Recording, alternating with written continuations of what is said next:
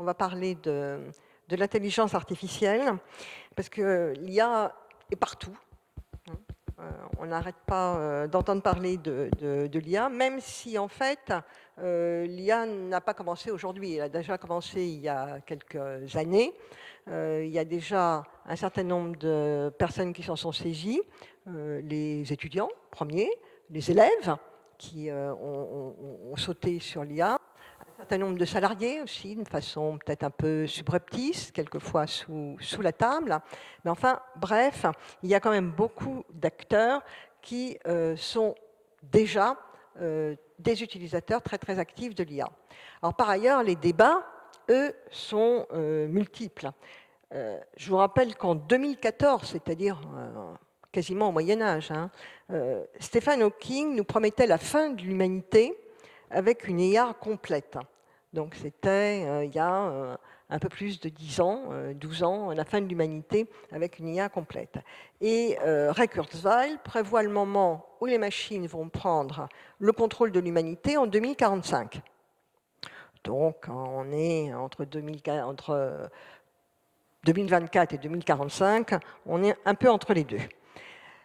Alors, je dois dire qu'il y a un élément qui me fait un petit peu sourire et qui montre l'actualité du sujet et les enjeux, c'est le procès un peu comique que se font Elon Musk et Sam Altman, chacun sur le message « c'est pas moi, c'est l'autre » qui veut s'enrichir en vous dépouillant. Tandis que lui, le prix Nobel d'économie de 2024, Simon Jobson, prévoit que les tensions qui vont être créées par l'IA vont nécessiter de mettre en place des institutions, des structures de régulation, tant les conflits vont être importants à l'intérieur des sociétés. Donc les points d'entrée des débats sont extrêmement nombreux. Il y a celui qu'on entend tous les jours, c'est-à-dire la mise en cause de millions de jobs qui vont disparaître avec l'IA, avec quand même une petite interrogation sur le fait qu'il y en a qui vont disparaître beaucoup moins ou dans des conditions un peu autres et qui sont ceux du social, ceux de la relation humaine. Et donc, c'est là-dessus qu'aujourd'hui, nous nous penchons. C'est évidemment ce qui nous intéresse au premier degré, que ce soit pour le travail social ou pour l'économie solidaire et sociale. Donc, nous avons convié, nous accueillons deux auteurs qui ont publié récemment sur le sujet, Christian Yarbit, qui est un mutualiste engagé, qui est président de Mutlog et de Mutlog Garantie, qui vient de publier au Petit Matin, dans la collection Les Petits Matins, je pense que vous connaissez tous, pour une IA solidaire et sociale. Et puis Yann Regard, qui est DGA et directeur des études à l'Institut régional de travail social des Hauts-de-France, qui a coordonné et contribué à un numéro de Vie sociale, qui est la revue que publie notre fondation sur IA et travail social, quel est l'avenir pour les métiers de l'humain. Donc, on est au cœur du programme. Après cette présentation, on va rentrer directement dans le vif du sujet. Je vais poser une première question qui est un peu l'état des lieux, parce que je disais qu'il y a quand même de plus en plus de gens qui utilisent l'IA, on en entend parler tous les jours, mais bon, fondamentalement, est-ce qu'on est déjà dans une relation hybride entre l'homme et la machine? Est-ce que vos étudiants sont déjà hybridés? Quelles pratiques dans l'ESS? Je commence. À vous. Ça marche, ça marche, ça marche. D'abord, je voudrais savoir ici qui n'a jamais utilisé une IA. Levez la main. Alors, déjà, personne ne lève la main. Parce que des fois, on voit des gens qui lèvent la main en disant « j'ai jamais utilisé une IA » parce qu'ils n'ont jamais utilisé un LLM, c'est-à-dire ChatGPT. Simplement, s'ils ont Waze, je vais prendre Waze comme GPS, ils ont utilisé une IA. Alors, ça semble trivial de dire ça, mais Waze, c'est une IA qui a une fonction objective assez simple, parce que les IA ont des fonctions objectives. Ce qui est important, c'est de savoir ce qu'elles veulent faire, qui est de nous faire aller le plus vite possible en voiture d'un point à un autre. Et moi, j'ai vu à la télé l'autre jour un maire d'une petite commune de Roissy qui se désolait que Waze et fait dérouter de l'autoroute, enfin les bagnoles de l'autoroute, pour les faire passer devant l'école primaire ou l'école maternelle de sa commune. Et le gars disait, j'ai essayé d'appeler Waze pour qu'ils changent leur modèle. Évidemment, le modèle de Waze, c'est pas d'épargner les écoles maternelles et tout ça. Donc, on a partout, truffé dans nos ordinateurs, des IA qui ont des fonctions objectives. Et le premier travail qu'on a à faire pour parler de l'état de l'art, c'est un peu de savoir quelles sont les fonctions objectives de ces IA. Donc, l'économie de l'attention, on va en parler, on ne va pas revenir là-dessus. Alors, évidemment, le concept d'IA, lui, s'est largement développé avec l'arrivée en accès libre de ChatGPT, qui a fait exploser l'idée, mais en fait, comme le disait Dominique, l'expression, elle date de 55 ou 56 à un congrès, c'est un Américain, McCarthy, qui l'a inventé. L'expression intelligence artificielle, et il y avait déjà dans les années 50 des histoires, vous pouvez en trouver une sur Internet, qui disent que les gens avaient réussi à créer un ordinateur super intelligent et que c'était une IA et qu'elle se prenait pour Dieu. Donc le sujet des IA ne date pas d'hier, mais aujourd'hui, effectivement, il prend une dimension importante et elle a un problème, elle a une dimension assez performative parce que dans nos sociétés de l'ESS, nos organismes de l'ESS, donc moi je dirige une mutuelle, donc un organisme qui est sur une économie de marché. En plus, nous, on fait de chez Mutlog, on fait de l'assurance des emprunteurs en B2B2C, donc en concurrence, et il y a une espèce d'injonction à utiliser l'IA. Si on n'utilise pas l'IA, on n'est pas moderne, on n'est pas... Voilà, donc c'est pas bien. Donc tout le monde se pose la question de savoir utiliser l'IA et tout ça. Et donc moi, si j'ai écrit le bouquin, et après je passerai la parole à Yann, c'est parce que je me suis posé la question de savoir si nos valeurs de l'ESS pouvaient dire quelque chose de la façon, d'une autre façon d'utiliser l'IA ou de bâtir des modèles du monde ou de l'utiliser pour des modèles du monde qui ne soient pas ceux de la compétition, de l'optimisation, de l'accélération et de la vitesse, quoi. Donc, alors j'avais pas la réponse quand j'ai commencé. Alors, heureusement, j'ai répondu oui, parce que sinon, j'aurais pas écrit le bouquin. Le gars, il part, il dit « Ah non, finalement, ça sert à rien, le bouquin que j'ai écrit. » Et c'est comme ça que j'ai découvert l'IA.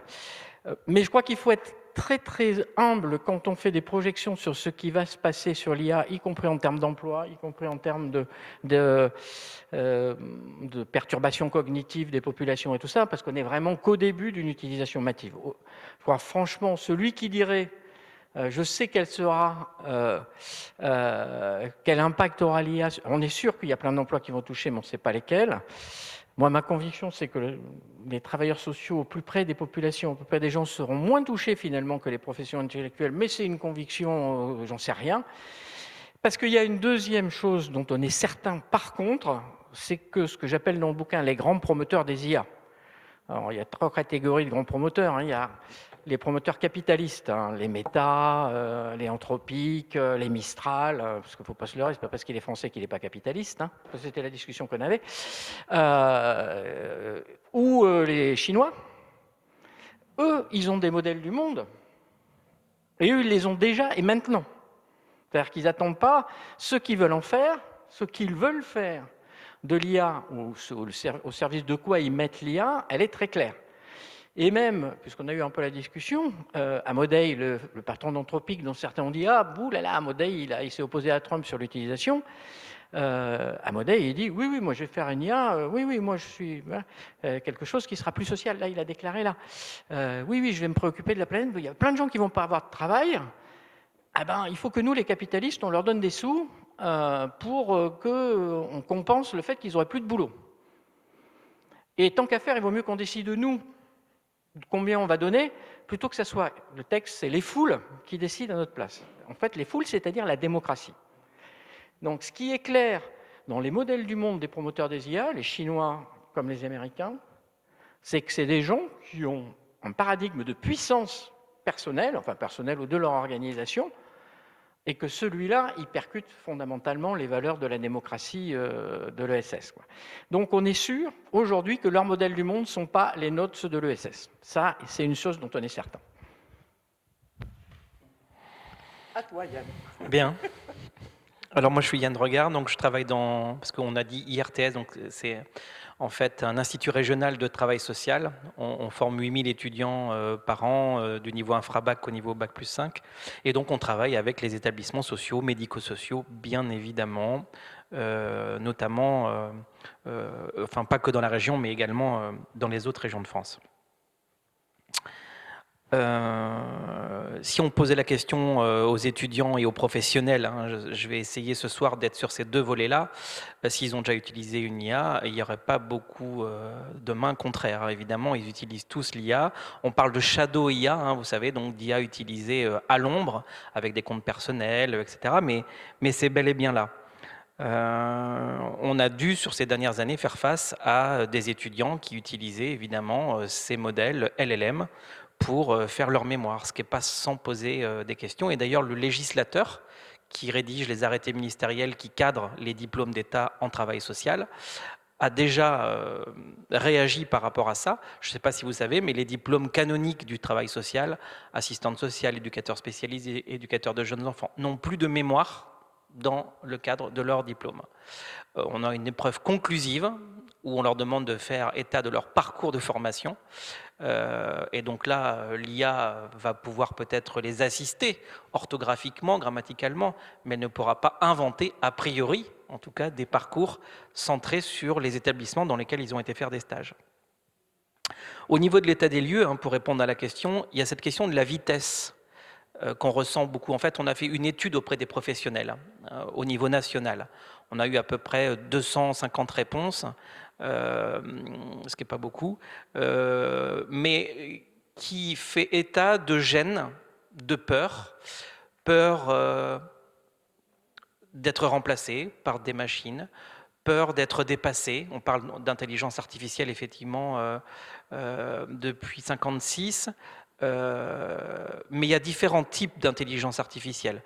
Je ne sais pas si on ne va pas entrer dans la formation là, mais il y a le machine learning et le deep learning. Alors effectivement, quand on est sur du GPS, quand on est sur des applications comme ça, et vous vous souvenez aussi de Deep Blue qui avait battu Garry Kasparov dans les années 90, là on est sur du machine learning, c'est-à-dire c'est des règles strictes et c'est une IA qui répond si tu bouges la pièce là, alors il se passe ça. Sur le GPS, c'est la même chose. Ce qui fait un grand choc, et je ne veux pas parler de OpenAI, pour pas dire le mot que tout le monde dit, mais s'il y a eu un changement en 2022, c'est parce qu'il y a effectivement OpenAI avec ChatGPT qui a émancipé, démocratisé les IAG, donc les IA génératives, qui effectivement font de la prédiction de réponse à partir de données préalablement alimentées. Aujourd'hui, il y a d'autres modèles qui vont naître. Christian en a parlé. Il y a aussi Yann Lequin, hein, qui est un Français, hein, qui se dirige sur l'IA Monde, qui met pas totalement dans les cartons les LLM tels que nous les connaissons, mais pas loin tout de même, hein, avec sur un autre type d'apprentissage qui n'est plus prédictionnel et qui n'est plus à base de données préalimentées, mais sur une observation en direct. Ça change tout et c'est une révolution qui est encore plus importante.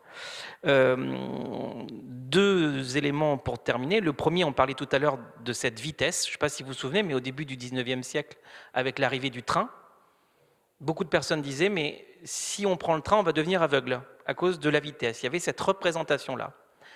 Pour pousser plus loin cette métaphore, aujourd'hui aussi, je pense qu'il y a une question de vitesse, parce qu'effectivement, ça va très vite.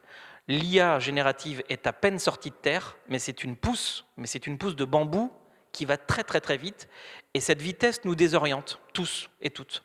Et il y a des questions, effectivement, hein, dont on va échanger tout à l'heure, sur qu'est-ce qu'on peut faire par rapport à cette vitesse. Est-ce qu'on regarde le train passer, ou est-ce qu'on monte dedans, et est-ce qu'on s'approprie les choses, et pas que les gouvernants et les gouvernances, pour pouvoir en faire quelque chose d'humain, au service de l'humain, puisque l'IA, s'il y a un élément clé que je veux rappeler ce soir, c'est que l'IA est un outil fait par l'homme, pour l'homme.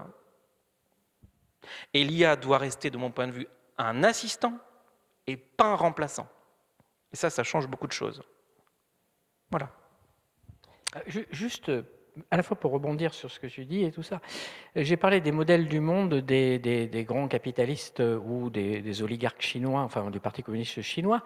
Mais Yann LeCun, donc, que tu as cité, hein, qui est un chercheur qui était chez Meta et qui a quitté Meta parce qu'il n'était pas d'accord, parce que Meta mettait tout l'argent dans les LLM et que lui, il veut créer une IA qui part des modèles du monde. Alors, on ne va pas rentrer dans ce que ça veut dire les modèles du monde, mais ce Yann LeCun, il a dit, écrit et tout ça, et j'en parle dans le bouquin, il a dit que pour lui, sa vision de l'humain, donc là on est sur la vision de l'humain portée par un chercheur, il a eu le prix Turing, un des prix Nobel, c'est que c'est un cerveau computationnel au service des intérêts égoïstes de chacun des humains. Alors, c'est moi qui rajoute égoïste, hein, des désirs de chacun des humains.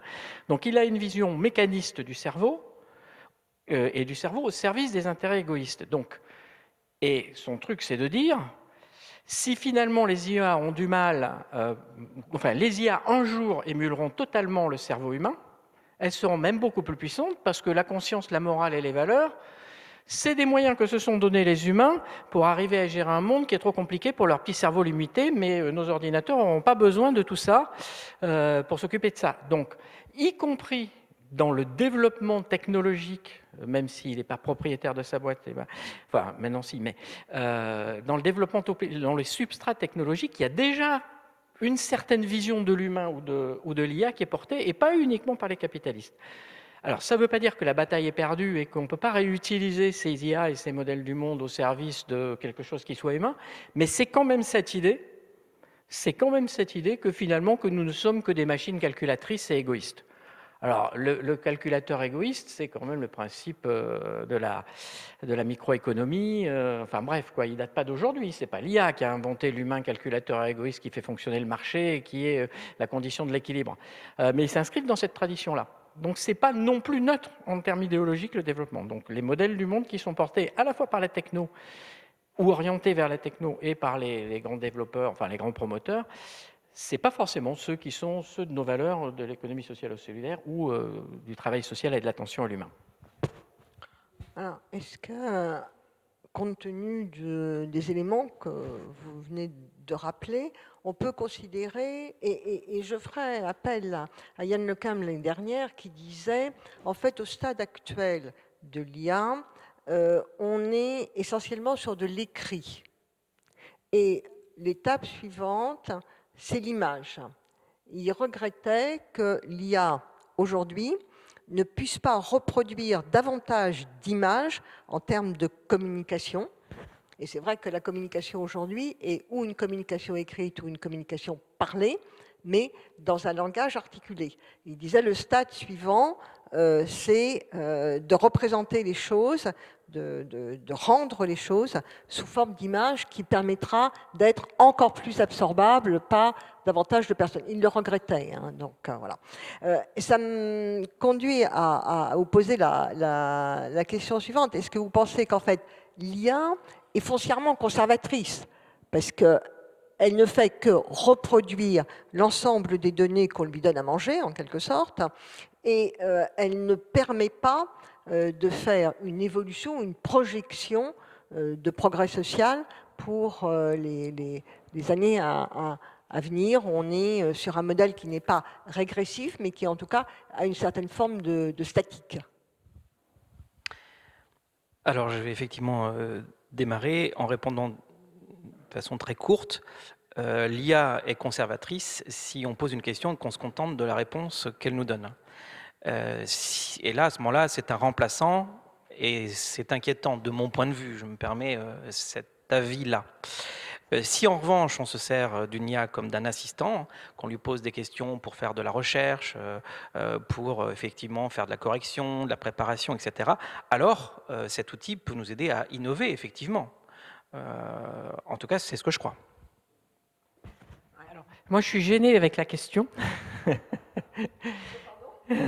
Je suis gêné avec la question, comme je suis gêné par. Je discutais avec quelqu'un qui disait une IA ne sera jamais créatrice, où je fais toujours référence au bouquin de Raphaël Enthoven, qui, je ne me rappelle plus le titre du bouquin, qui disait mais une IA ne pourra jamais passer la grecque parce que j'ai fait un test, j'ai pris un devoir d'agrég, j'ai donné on l'a fait faire par une IA, j'en ai fait un, on l'a donné à des correcteurs, j'ai eu 19, l'IA a eu 12. Bon, Daniel Handler a déjà répondu à ça. Daniel Handler, qui est un de nos philosophes mathématiciens qui charge le truc, en disant, elle a peut-être eu 12, mais dans 5 ans, ou peut-être déjà aujourd'hui, elle aura 16 ou 17. Et deuxièmement, que peut-on dire des humains qui n'auraient pas 19 à l'agrégation? Ça veut dire que nous, tous, non, enfin, si, il y a peut-être des gens ici qui pourraient avoir 19 à l'agrég de philo. Moi, pas en tout cas. Et donc, faut-il pour être humain avoir 19 à l'agrég de philo? Donc, ces questions de comparaison et de projection de qualité sur les IA, je les trouve toujours un peu difficiles parce que elles seront toujours dépassées. Quand AlphaGo, celui qui a battu le joueur de Go, a réussi à jouer un coup que personne n'aurait imaginé, est-ce que c'est conservateur ou pas? Alors, effectivement, c'est le modèle. Le modèle, il avait et les données et il faisait du stochastique. Enfin, du stochastique, c'est des tirages aléatoires. Et à partir de ces tirages aléatoires, il a trouvé un tirage aléatoire qui donnait le truc. Donc, il a innové un truc que n'aurait jamais fait. Je suis d'accord. Il y a donc de l'innovation. Il y a donc de l'innovation là-dedans. La question, et donc, moi, je suis aussi d'accord avec ce que tu as dit, c'est à quel service de quoi? Mais la comparaison point à point entre un humain, enfin les performances d'un humain et les performances d'une IA, on perdra toujours à la fin. Alors, point à point. Par chance, les IA, elles sont bonnes encore, mais ça change, elles sont bonnes sur un truc, elles ne peuvent pas... Voilà, donc c'est ça qui nous distingue, mais peut-être pas demain. Je pense que la véritable question, le véritable sujet à se poser, c'est quelle est la part d'humanité, au sens propre et ontologique, qu'il y a dans ces IA, avec quelle cohérence. C'est pas tant est-ce qu'elle est conservatrice, c'est dans quelle mesure elle est humaine. Et là, on est piégé par un truc, alors moins dans le travail social, mais nous dans la science, c'est que quelle part d'humanité y a-t-il dans nos processus opérationnels? Quelle part d'humanité y a-t-il dans nos téléopérateurs? Alors nous, on n'en a pas chez Mutlog, donc je suis tranquille pour le dire, mais dans nos téléopérateurs, à qui on demande de répondre à un script et à qui on demande de répondre à un client pour exécuter les clauses d'un contrat. Mais ça, une IA le fera toujours mieux que nous. En revanche, si en étant mutualiste, on n'est pas conservateur, mais on dit notre boulot, c'est pas juste parce qu'on est mutualiste. Les autres, je ne sais pas. Moi, je parle de mutualiste dans l'assurance. Notre boulot, c'est pas juste d'exécuter les clauses d'un contrat le mieux possible et de répondre le plus vite possible, voire le plus gentiment. Mais l'IA, elle sait parler gentiment, des fois mieux que les humains. Mais c'est d'aller chercher la part de solidarité qui n'est pas contenue dans le contrat et dont aurait besoin notre adhérent, parce que nous, notre job, c'est d'être solidaire, ce n'est pas d'exécuter des contrats. Là, la question va se poser différemment. La question de l'IA et de son job va se poser différemment. Ça ne veut pas dire que l'IA ne pourra pas avoir une certaine forme d'empathie, mais là, on est, et là, il y a des recherches qui se font et tout ça, on peut en discuter, mais ce n'est pas l'empathie sur la question. La question, c'est que quand j'ai un humain qui parle à un autre humain, alors pardon, c'est toi qui es en face de moi, donc on se tutoie, mais je sais que ce n'est pas une IA. Et je sais qu'il a vécu des choses que j'ai vécues, et j'ai vécu des choses qu'il a vécues, et l'empathie est crédible. Quand c'est ChatGPT, il peut faire semblant, et il le fait très très bien d'ailleurs. Mais on sait que ce n'est pas vrai. Donc c'est ça la vraie question, à mon sens, plutôt que d'aller chercher les performances d'une IA, de courir derrière et de dire « il ne sera jamais aussi fort que nous dans tel et tel domaine », c'est d'affirmer qu'il ne sera jamais aussi humain que nous par construction, parce qu'on ne voit pas comment un bazar qui est fabriqué avec des puces électroniques, il peut se retrouver comme un humain qui est fabriqué avec de l'ADN et des cellules. C'est même idiot de penser ça. Et pourtant, c'est idiot de penser ça, et pourtant Yann Lecom, il dit oui. Et c'est un Français, pardon, parce que je dis ça, mais ok, c'est pas un Américain. Et Yann Lecom, il dit oui. Et il dit, non seulement elle sera aussi humaine que vous, mais elle sera plus forte que vous. Donc c'est ça, à mon avis, la vraie ligne de clivage, et pas la recherche de la compétition. Oui, je peux compléter. Deux éléments complémentaires. Finalement, dans la question qui est posée là, et sans doute toute celle qu'on va aborder ce soir, il y a une question de temporalité. Parce que si on avait posé ces questions-là il y a 6-12 mois, on n'aurait pas répondu de la même manière. Et je ne suis pas sûr que dans 6-12 mois, on répondra encore de la même manière. Et la seconde, mais qui est corrélée à celle-ci, c'est de quoi parle-t-on? Est-ce qu'on est, parce qu'on dit IA, mais est-ce qu'on est sur l'IA machine learning tel que j'essayais de le décrire tout à l'heure? Est-ce qu'on est sur le deep learning, l'IA générative qui va générer des contenus? Est-ce qu'on est sur une IA type IA monde, World IA, que défend Yann Lequin? Est-ce que tout le monde est au clair de ça? Parce que oui, ou est-ce qu'il y a des gens qui ont besoin de l'être? Parce qu'on a parlé tout à l'heure de vidéo, on a parlé d'écrit. Il y a besoin d'expliquer ou ça va? Peut-être quelques mots, oui, là-dessus, ce serait bien, je crois. Alors peut-être deux, trois mots. Les IA génératives et les LLM dont on parle depuis tout à l'heure, effectivement Mistral et autres, sont alimentés par de la data, donc par des données préalablement écrites, et puis on éduque ces modèles, on les corrige, on les amende, etc. On fait en sorte qu'ils soient le moins discriminants possible, etc. La position de Yann Lequin, c'est de dire que avec ce modèle-là, les IA ne peuvent que réagir, prédire de façon algorithmique des réponses par rapport à des questions posées. Mais on est toujours sur un corpus documentaire initial qui nous échappe. Yann Lequin, ce qu'il dit, c'est finalement qu'une IA pourrait apprendre comme un enfant. Vous savez, quand un enfant regarde une balle rebondir au sol, on ne lui a donné aucun algorithme, on ne lui a rien expliqué. Mais il sait, il va comprendre tout seul que la balle rebondit. Et d'ailleurs, en fonction de la balle qui va taper sur le sol plus ou moins dur, plus ou moins molle, elle va remonter plus ou moins haut. Et bien Yann Lequin, c'est ça qu'il défend en fait comme position, c'est de dire mais on va filmer des situations de vie. Attention, on n'aura pas des caméras chez nous, hein, c'est pas du tout ça. Hein. Il va plutôt que d'enseigner à l'IA des choses en les mettant par écrit, on va filmer des situations dans un espace-temps et l'IA va apprendre toute seule. Moi, je trouve que c'est pas inintéressant comme démarche, ne serait-ce que par le fait que ça n'est plus dans des corpus documentaires pré-mâchés.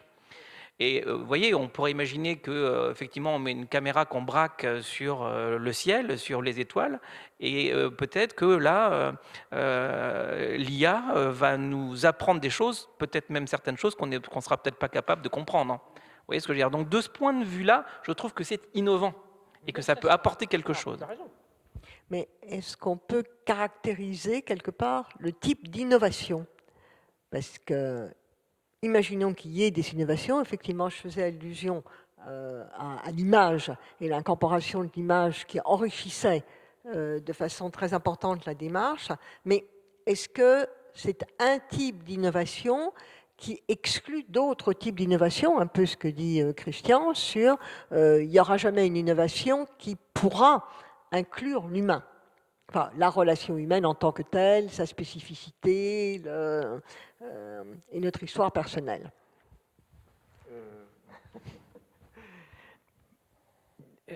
Alors, je crois qu'il ne faut pas... enfin, je partage ce qu'a dit Yann sur l'utilité de l'approche, à supposer qu'il y arrive, hein, parce que conceptuellement, c'est pas sûr qu'il arrive.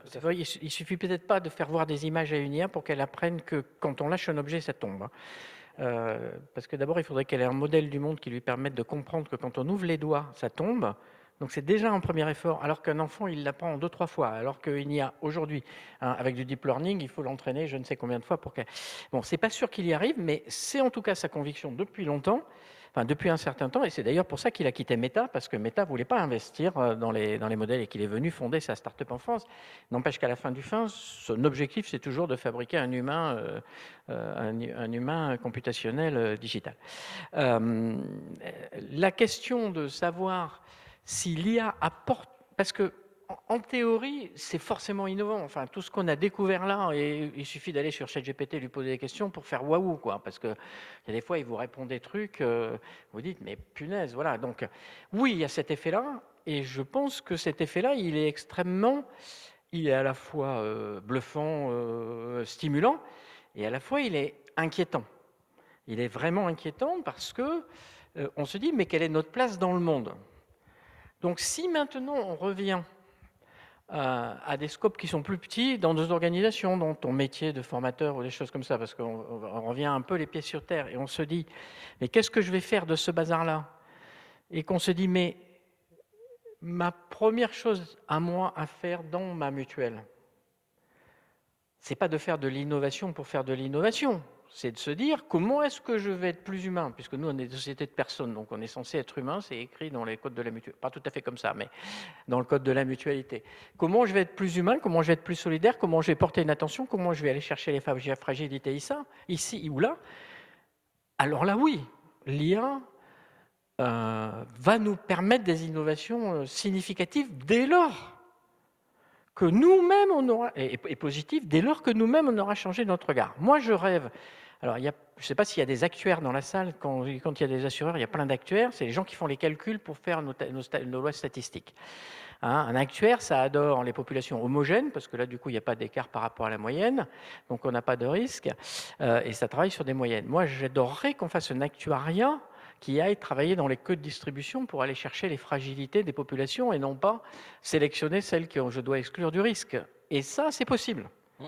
On peut fabriquer des modèles qui aillent chercher ce qu'on ne voit pas, et l'IA peut nous y aider parce que on n'aura peut-être pas, nous, la capacité à embrasser toutes ces données et tout ça. Simplement, il va falloir donner cette fonction-là objectif au modèle. Il ne faudra pas lui dire, tu fais la moyenne pour éviter les risques extrêmes qui vont te plomber ta mutuelle, quoi. Oui, on peut le faire, mais ça suppose un effort. Si on fabrique un chatbot qui est capable de... Et c'est possible, enfin, il n'y a même pas besoin de le fabriquer, il existe déjà, qui est capable de sentir, parce qu'il est capable de sentir la détresse de l'appelant. C'est peut-être dans les appelants, dans nos organisations qui sont en détresse, il y en a peut-être 1 sur 100. Mais si on se dit, finalement, c'est peut-être celui-là, et on est capable de le sentir et de le débrancher sur un opérateur humain, et ça existe aussi, qui est capable de dire, ben celui-là, parce que c'est mon boulot de mutualiste, je vais essayer d'aller l'aider bien au-delà de ce qu'il me demande, c'est-à-dire est-ce que je vais lui payer sa sa dépense de santé ou sa dépense d'emprunteur.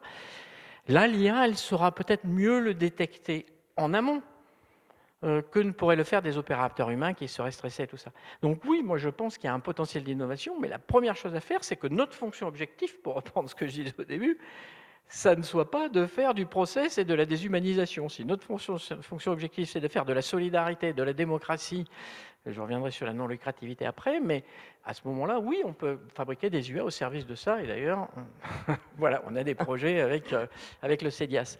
Voilà. Alors, j'entends. Tu avais autre chose, non, là-dessus, non? Moi, j'avais pas répondu, je crois, à la question. Ah, bah C'est vas-y, ça, c'est vas-y. Christian. Moi, je rêve, mais je vais faire court. Non, attends, parce que je suis bavard. Non, mais je rêve du fait qu'effectivement, il puisse y avoir des solutions qui soient totalement novatrices. Je pense à l'écologie en particulier. Je suis convaincu qu'effectivement, hein, sur l'IA dont on parlait tout à l'heure, l'IA monde qui observe, etc., il pourrait y avoir des réponses qui nous fassent envisager les choses autrement. Quand on a créé le plastique, au 19e, au 20e, pardon, on pensait bien faire. Pour autant, on voit aujourd'hui la catastrophe écologique que ça a. Moi, j'attends justement d'une IA et de l'IA dont on vient de parler, qu'elle soit précisément en capacité d'avoir une vision holistique, globale, et qu'elle puisse justement nous dire attention, si vous faites ça, ça vient bouger ça, premièrement, donc dans l'écologie. Également dans tout ce qui est médical hein, et dans tout ce qui est médecine. Aujourd'hui, je pense et encore une fois, je pense qu'on ne soupçonne pas ce que l'IA serait capable de nous dire au niveau bactériologique, microbien, etc. Pour le coup, ce que je suis en train de dire là, ça fiche un peu le vertige, parce que c'est finalement tout un projet de société, c'est plus qu'une révolution, c'est tout un projet de société, c'est-à-dire que ça, et sans doute que ça contribue à nous faire peur parce qu'on doit le sentir quelque part, plus ou moins consciemment, mais ça repose la question de la place de l'homme sur la Terre. C'est-à-dire que si on a effectivement toutes ces machines ou toutes ces IA mondes qui sont là et qui nous assistent et qui nous conseillent en faisant en sorte qu'effectivement ils nous assistent bien, il n'empêche que, vous voyez, tous ces bateaux qu'ils envoient sur l'océan pour aller nettoyer tout le plastique qu'on a rejeté, ben, il est clair qu'avec tout un tas de robots, on pourrait aller beaucoup plus vite, on pourrait résoudre ça, et peut-être même qu'on va pouvoir trouver d'autres solutions. Aujourd'hui, on recherche aussi des véhicules avec une autre source que le nucléaire, que l'essence, etc. etc. Voilà, moi je suis convaincu que c'est un outil. Je suis convaincu et à la fois je vous dis que j'en rêve. C'est-à-dire je pense que véritablement ça peut être un outil pour un monde meilleur. Oh, bah ça, c'est conclusion extrêmement positive, alors que j'avais le sentiment qu'il y avait quand même un certain nombre de difficultés qui se présentaient. Et bien que le temps court de façon très très rapide, c'est ce que tu disais tout à l'heure sur il y a un an, ce qu'on pouvait dire il y a un an sur l'IA et ce qu'on peut dire aujourd'hui, il y a un monde total. Il y a un certain nombre de régulations qui sont imaginées à différents niveaux, au niveau national, au niveau européen, au niveau mondial, ou de tentatives de régulation. Alors, on a un petit peu le sentiment que ces tentatives de régulation courent après le temps, enfin, qu'elles courent un peu moins vite que l'IA elle-même court. Est-ce que vous pensez qu'il y a une chance que ces régulations, d'abord, premièrement, se mettent en place et deuxièmement, puissent servir un objet social? Alors, la réponse Dans, est non. dans une définition large, que ce soit l'économie sociale ou le travail social. Non, pour moi, la réponse est non. Alors, je vais prendre un exemple que je prends toujours, même si vous me pardonnerez les raccourcis. Le développement des transports automobiles et de l'automobile individuelle au 19e siècle et au 20e siècle a profondément changé nos sociétés. Nos rapports au territoire, nos rapports aux autres, nos rapports au travail, parce qu'on pouvait se déplacer. Ça a été une révolution qui a modifié nos modèles sociaux, notamment ces modèles sociaux du marché, de proximité, ou des circuits courts et tout ça. C'est pas parce que on a mis le code de la route que ça a changé quoi que ce soit à cette transformation. Ça a évité les accidents, mais ça n'a pas changé le modèle du monde qu'on a fait. Il suffit de sortir dans la rue et vous voyez bien qu'il y a du macadam et des choses comme ça. Donc la régulation pourrait éviter peut-être des accidents, à supposer qu'elle arrive à rattraper la vitesse de développement, mais elle ne changera pas le modèle de société qu'elle façonne, pas plus que l'apprentissage de la conduite avec du code de la route et le permis de conduire n'a changé le modèle de société, mais ça a permis de faire en sorte que les conducteurs fassent moins. Mais je crois qu'on se situe, si on parle de modèle de société, ce n'est pas les régulations qui changeront, c'est pas c'est pas former les gens à l'utilisation de l'IA, mais c'est former l'IA, c'est former les gens à l'IA, c'est quand même les mettre au service de l'IA. C'est pas la voie à suivre. La voie à suivre, c'est de dire voilà le modèle, c'est une voie politique, c'est un combat. Voilà le modèle du monde que nous voulons. Enfin, c'est un peu ma thèse, hein, mais bon, voilà le modèle du monde que nous voulons. Et c'est d'affirmer ce modèle du monde contre ceux des voilà. Et que quand on a dit notre modèle du monde, c'est un modèle du monde qui doit donner la place à l'humain. Eh bien, la priorité, le premier truc, c'est l'humain. C'est pas de faire une petite régulation qui va empêcher que, je ne sais pas quoi, voilà. Donc, je ne pense pas que les régulations changent quoi, pas plus que le fait qu'on ait des champions français automobiles a changé quoi que ce soit au modèle du monde. Donc, on ait une IA européenne, ça ne changera rien. D'abord, elle ne peut plus être européenne, les données sont mondiales, les capitaux sont mondiaux, c'est pas possible. Donc non, il faut qu'on affirme que c'est un combat politique de l'ESS. Alors nous, moi je le conduis du point de vue de l'ESS. Après, il peut être conduit d'autres points de vue, mais en tout cas, c'est un combat politique. Et la bataille, elle sera politique et on la gagnera sur ce terrain-là. Sinon, on se retrouvera dans la même situation qu'avec l'automobile, à réparer les dégâts de l'IA et tout ça. Mais elle aura façonné nos modèles du monde. Et comme je disais, peut-être la différence de l'IA, c'est qu'elle va être des IA. Alors, c'est vrai que tu as raison, il y a des IA, on ne peut pas comparer une IA qui analyse des IRM, enfin, peu importe. Mais la différence, c'est qu'elle est partout. Et qu'en plus, la puissance des capitalistes ou des Chinois qui la portent est bien plus considérable que celle y compris des compagnies ferroviaires américaines à l'époque. Et que là, et puis c'est mondial. Et donc le combat, il a changé de dimension. Et je ne sais pas si nous, par contre, de nos petits mains de l'ESS, on pourra. Mais en tout cas, je pense que c'est un de notre devoir et je pense qu'il n'y a pas d'autre voie là-dessus. Après, ça n'empêche pas de faire des régulations, ça n'empêche pas de former et tout ça. Mais ça ne changera pas. Je ne sais pas ce que tu en penses. Tu disais, Yann, tout à l'heure qu'il y avait déjà une évolution sur les diplômes, sur le contrôle de la formation en travail social, sur la suppression d'un certain nombre de mémoires. Il y a des institutions qui ont mis en place des régulations. Par exemple, Sciences Po a organisé déjà une régulation, un mode de fonctionnement avec l'IA, avec un certain nombre de règles du jeu. Est-ce que ça a un sens et est-ce que ça sert à quelque chose, ça? Oui, Massif l'a fait plutôt bien. Il y a plein de Maïf vient de renforcer sa charte d'utilisation de l'IA. Mais encore une fois, ça régule l'introduction. ces chartes que j'ai lues, bon, elles réaffirment des principes mutualistes, mais moi je pense qu'une vraie, dans notre univers, encore une fois, hein, je ne parle que du point de vue de l'économie sociale et solidaire, je ne demande pas aux autres. Je pense que notre travail à nous, ça serait de dire chaque fois que j'introduis une IA dans ma boîte, quelle est la part d'humanité que je perds. Si je remplace un opérateur qui n'avait aucune liberté et qui a exécuté des scripts, je vais détruire un emploi, je vais détruire 0 humanité, parce qu'il n'y avait pas déjà d'humanité dans son boulot. Mais si je recherchais ça, et si je disais, comme certains l'ont dit, que je réinvestis, je ne sais pas moi, 10% des gains de productivité que j'ai fait en introduisant de l'IA ou X% dans la réintroduction de part d'humanité dans les processus que j'ai fait, et bien là, je pense que je changerai le monde. Sauf que l'effort à faire,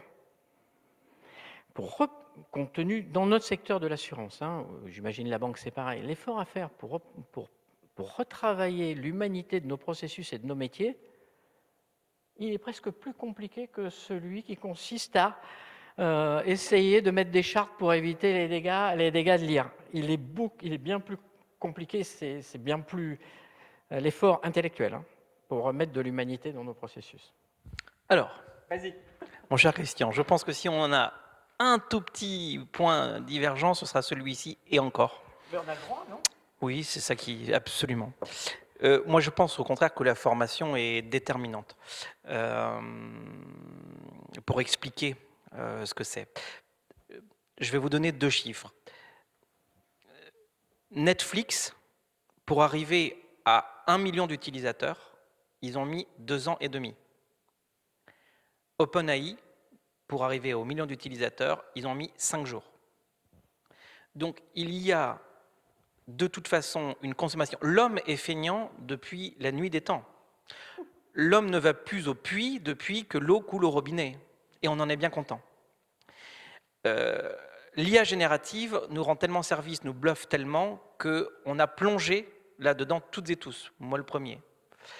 Le problème, c'est qu'on n'était pas formés. Donc ça va très très vite, mais on a une vraie responsabilité. Et alors là, moi, en tant qu'organisme de formation et avec les milliers de professionnels conformes, je le prends très très au sérieux, d'expliquer. Je vous assure qu'on a fait 3 modules de formation pour les étudiants et maintenant pour les professionnels. On est en train de faire le tour de la France d'ailleurs pour aller former les professionnels aux usages du travail social. Ben, je vois bien en face leur représentation, leurs besoins, leurs questions. Et c'est vraiment pas du luxe. Et d'ailleurs, ils nous disent, ben moi j'utilisais un peu comme ça chez moi, je faisais un peu tout seul, mais finalement, ils n'ont pas du tout conscience de l'histoire de l'IA, du fonctionnement de l'IA, etc., etc. Donc, il y a eu un effet waouh, et aujourd'hui, on est dans le post-effet waouh. C'est-à-dire qu'une fois qu'on a dépassé ça, qu'on a tous été très impressionnés, vous vous souvenez toutes et tous des premières expériences, oh là là, c'est vrai que c'est bien, ok d'accord.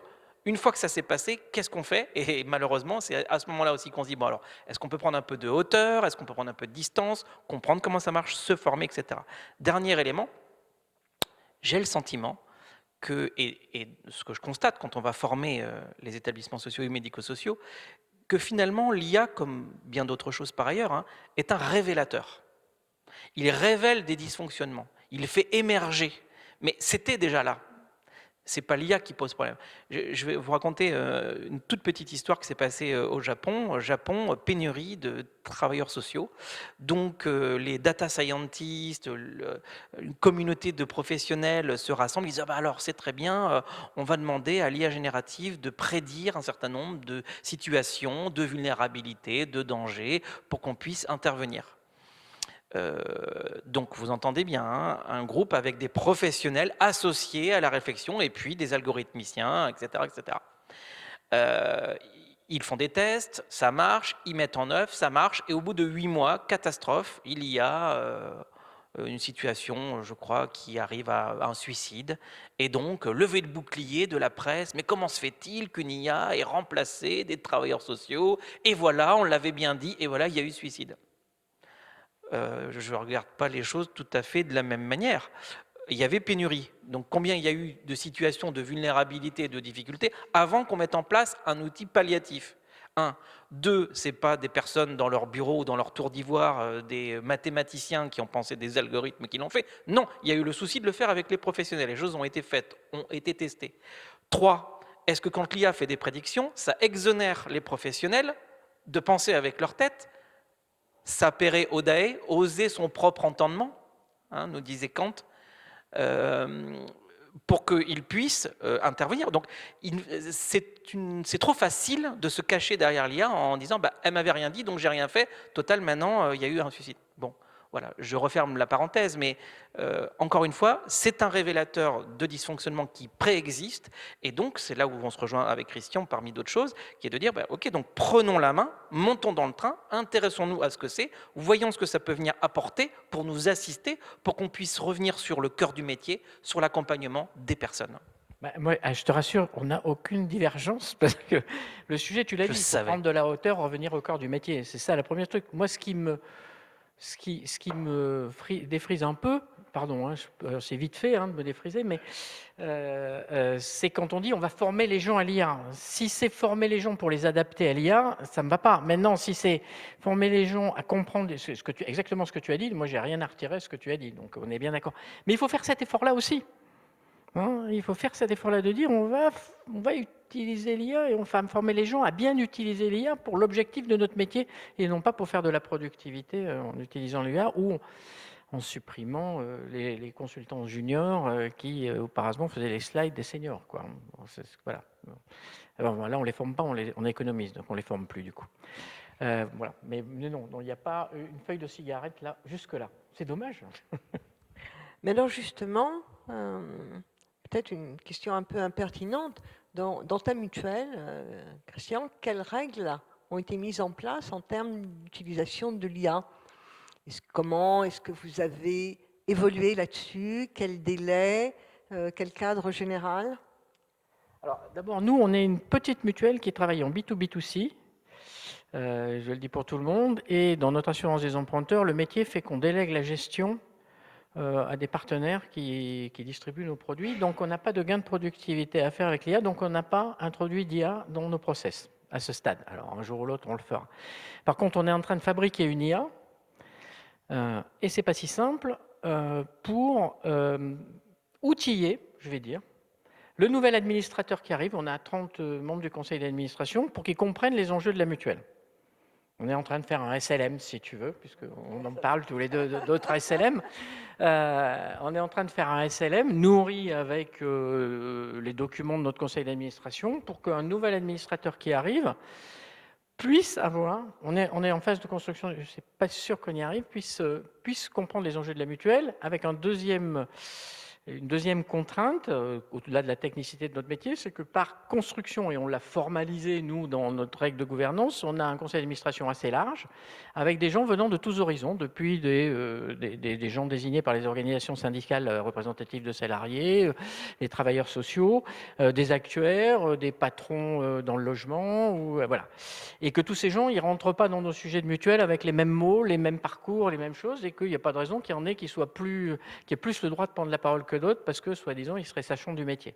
Et donc, l'idée, ça serait que l'IA, une fois qu'on l'aurait fabriqué, on puisse, suivant la catégorie de la population, donner les 10 premiers prompts à chacun des administrateurs en fonction de sa sensibilité pour qu'il commence à rentrer dans nos sujets. Voilà. Donc, c'est ça qu'on est en train d'essayer de faire. Alors aujourd'hui, on est les seuls dans la mutualité à faire ça. Hein. Bon, alors comme on n'y est pas arrivé, je me vante pas trop, parce que bon, pour l'instant, on est en train de développer le truc. Alors on s'est aperçu qu'on avait un problème de gestion du corpus, enfin bon, tout un tas de trucs dont on a déjà parlé sur un autre projet qu'on a avec le CEDIAS. Mais voilà, quoi, voilà où on en est nous. Alors après, dans les mutuelles, puisqu'il y a eu l'Argus, qui est le canard des mutuelles, quoi, le Parisien libéré des mutuelles, c'est celui qui parle. Il y a eu une table ronde il n'y a pas si longtemps, mais dans les mutuelles, généralement, on utilise l'IA pour optimiser les process. Quoi. Moi, je ne suis pas sûr que ça remette beaucoup d'humanité dans nos process si on n'a pas déjà réfléchi le process avant pour le rendre plus humain. Quoi. Voilà. Mais nous, on ne fait pas ça, pour l'instant. On verra après, mais on n'avait pas d'enjeu économique à faire ça. Mais par contre, faire vivre la démocratie, c'est peut-être pas un enjeu économique, mais c'est un enjeu mutualiste quand même. Et c'est pas rien dans le monde d'aujourd'hui quand même de dire on va essayer de faire vivre la démocratie, même dans nos toutes petites mutuelles du 19e arrondissement. Alors Yann, tu soulignes, toi, les illusions de l'apprentissage à l'IA. Donc, à ton avis, quelles sont les illusions? Est-ce que ça s'oppose à l'idée d'un apprentissage, justement, d'un accompagnement, quelles sont les limites et est-ce que des cadres extérieurs, nationaux ou professionnels, etc., seraient un élément positif dans cet accompagnement. Parce que pour l'instant, on a parlé de ce que chacun, j'allais dire, pas dans son coin, mais de chacun séparément organise, pense en termes d'utilisation ou d'application de l'IA. Mais avec, pour l'instant, des guidelines extérieures qui sont très faibles au niveau réglementaire ou au niveau européen même. Et donc, est-ce que là-dessus, il y a une possibilité d'aller plus loin et d'espérer avoir un certain nombre d'encadrements professionnels pour l'enseignement. Certains font ce qu'ils veulent de leur côté. Sciences Po a adopté ses propres règles. Je pense qu'un certain nombre d'universités adoptent leurs propres règles. Je ne suis pas sûre d'ailleurs que ce soit des règles au niveau de l'ensemble de l'université, mais quelquefois au niveau de chaque enseignant, au niveau de chaque département. Donc, est-ce qu'il y a effectivement la nécessité d'avoir là-dessus un accompagnement? Bon, ça fait beaucoup de questions, mais je te laisse juger. Alors oui, on le sait, je pense à peu près tous ce soir, mais l'IA hallucine, l'IA a des illusions, l'IA est conçue, je ne sais pas si vous le savez, hein, mais le code source de départ des IA génératives, vous pouvez le télécharger ce soir, il est gratuit, il est open source, vous l'installez et vous pouvez créer votre Jarvis chez vous pour qu'il allume la lumière et qu'il vous fasse cuire les œufs.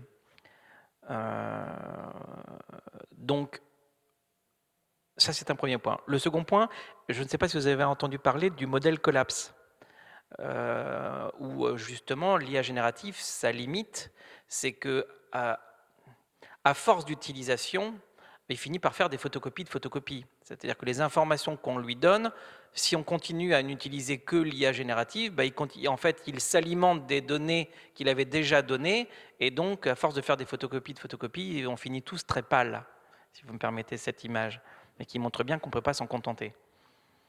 En tout cas, sous le modèle IA générative LLM. C'est pour ça que j'insiste sur les différents types d'IA. Donc oui, des illusions, il y en a.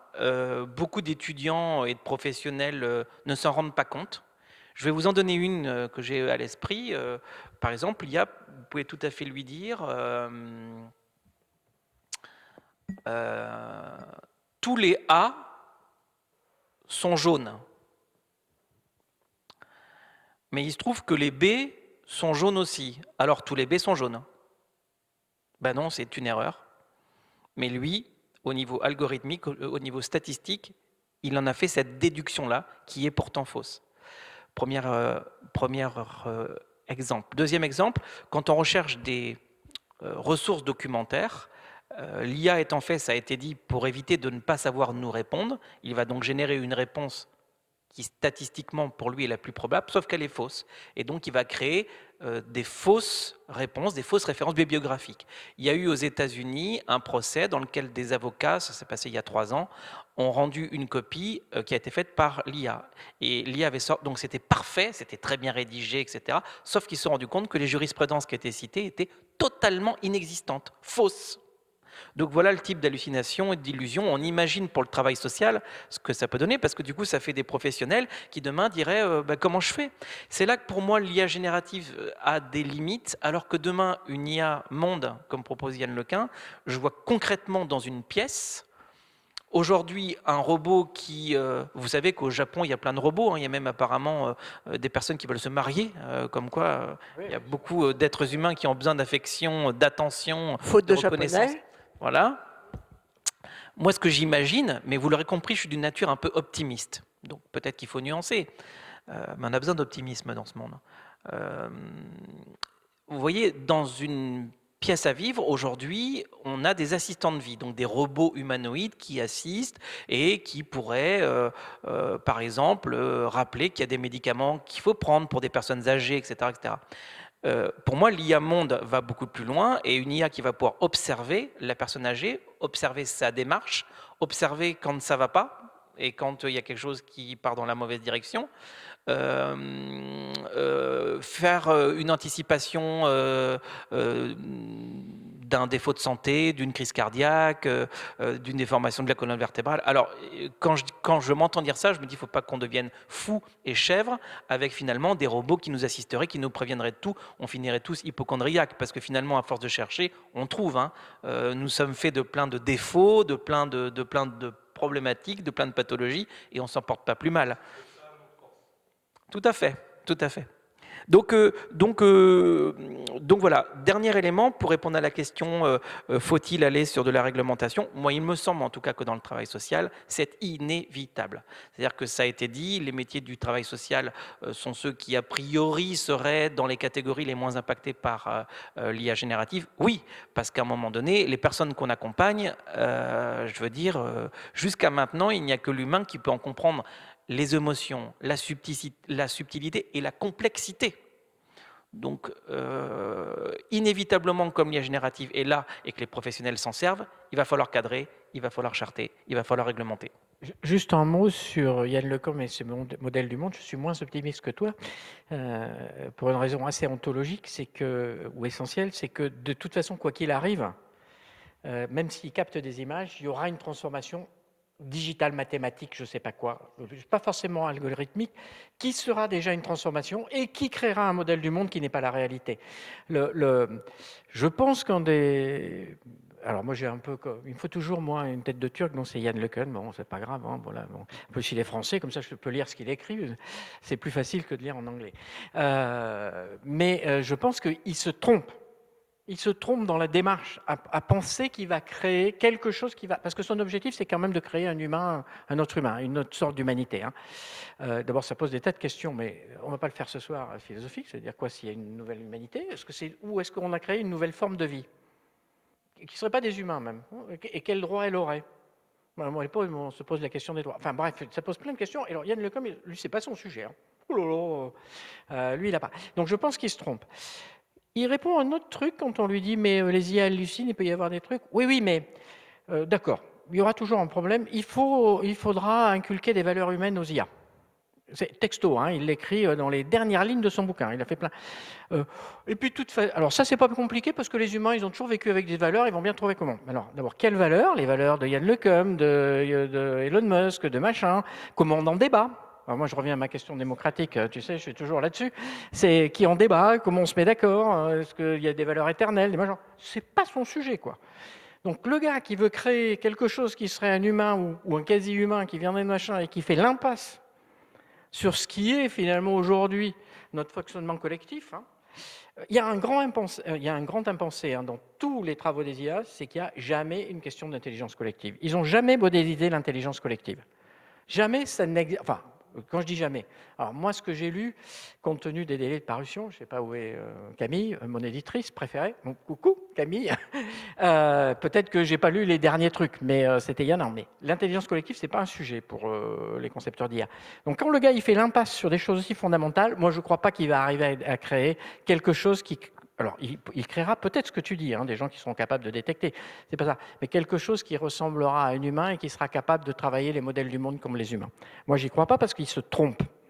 Il se trompe de là-bas. Et quand on lit ses bouquins, autant il peut être pertinent sur la partie techno, autant les raccourcis qu'il fait, mais dans les bouquins, quoi. Pour un scientifique, je passe d'une idée, je dis c'est l'humain est comme ça, et puis je vais mettre l'IA pareil, mais c'est intellectuellement désespérant, quoi. Voilà. Oui, non. Peut-être juste rapidement, au niveau de notre société, on se dirige vers une inversion de la pyramide des âges. Effectivement, moi depuis tout à l'heure, vous voyez, dans les exemples, je pense personnes âgées, je pense aussi Alzheimer. C'est-à-dire que les professionnels du travail social, j'ai travaillé pendant 11 ans, on peut être parfois dans des pratiques très répétitives, très usantes.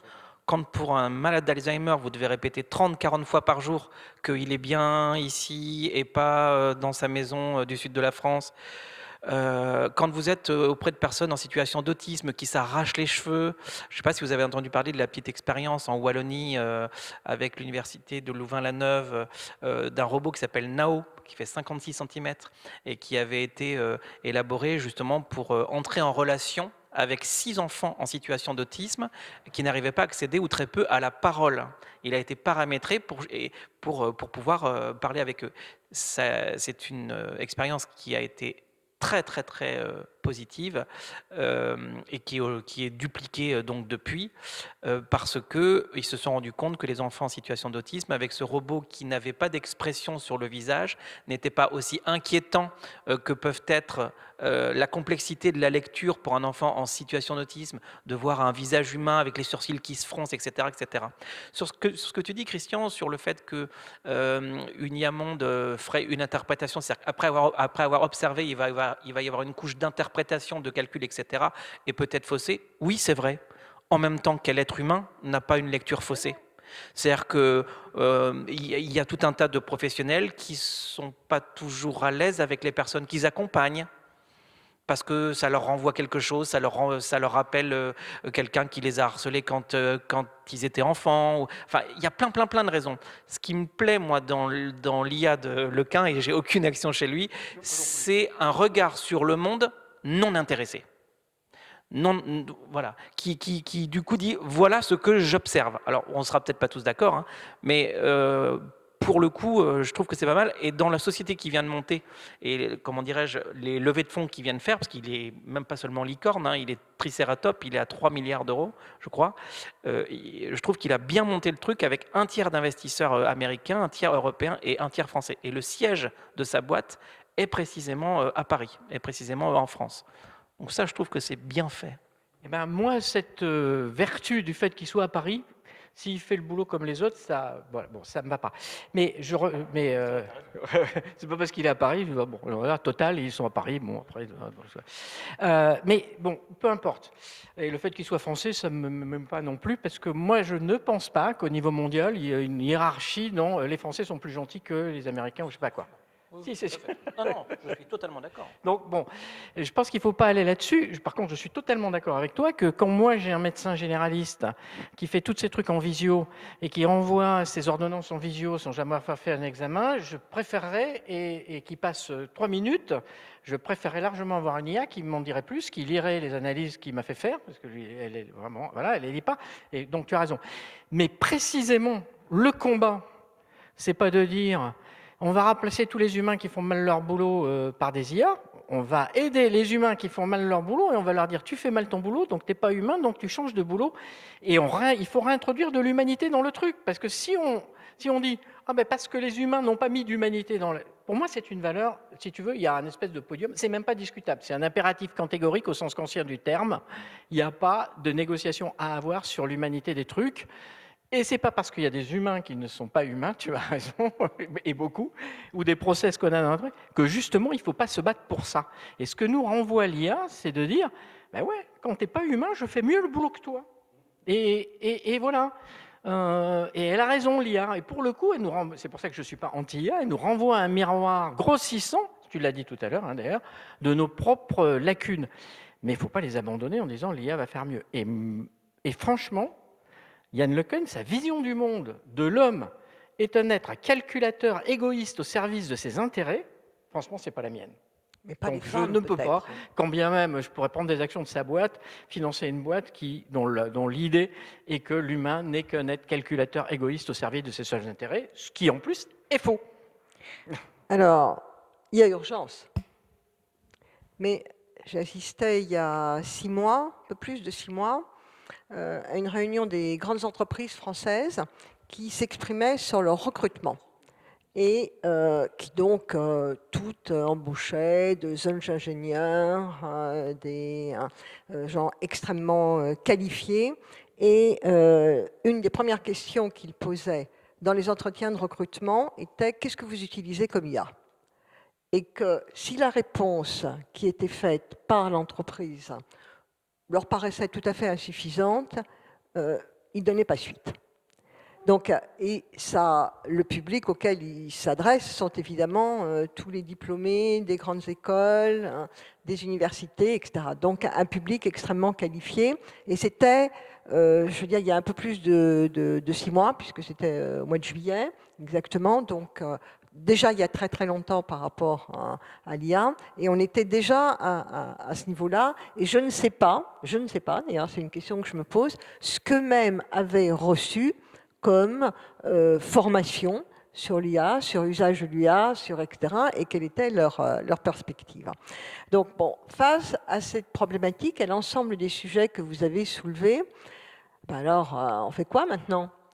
Quelles sont les solutions? Quelles sont les réponses? Quelles sont les voies? Quels sont les leviers pour agir? Et comment est-ce qu'on peut aujourd'hui, sans avoir de réglementation et sans avoir de cadre général, travailler sur une IA qui soit plus sociale? Alors je vais commencer peut-être par Yann, parce que là je pense que les étudiants ils sont là. Donc le public, il est totalement sous votre responsabilité et avec demain des professions qui sont extrêmement dans des situations elles-mêmes d'ailleurs difficiles souvent pour recruter des professionnels. Donc comment est-ce que vous vous positionnez par rapport à cette situation et par rapport à cette urgence? Est-ce que vous considérez qu'il y en a déjà, vous en avez déjà fait assez? Est-ce qu'il y a d'autres choses à faire? Et si oui, dans quelle direction? Pour laisser la place aux questions et au débat, je ne vais pas faire très long, mais former. Il faut former, permettre aux étudiants et aux professionnels de s'approprier ce que c'est que l'IA, qu'ils puissent s'en saisir pour qu'ils puissent, à moyen terme, participer au débat. Parce que c'est difficile de participer à quoi que ce soit si on ne comprend pas ce que c'est.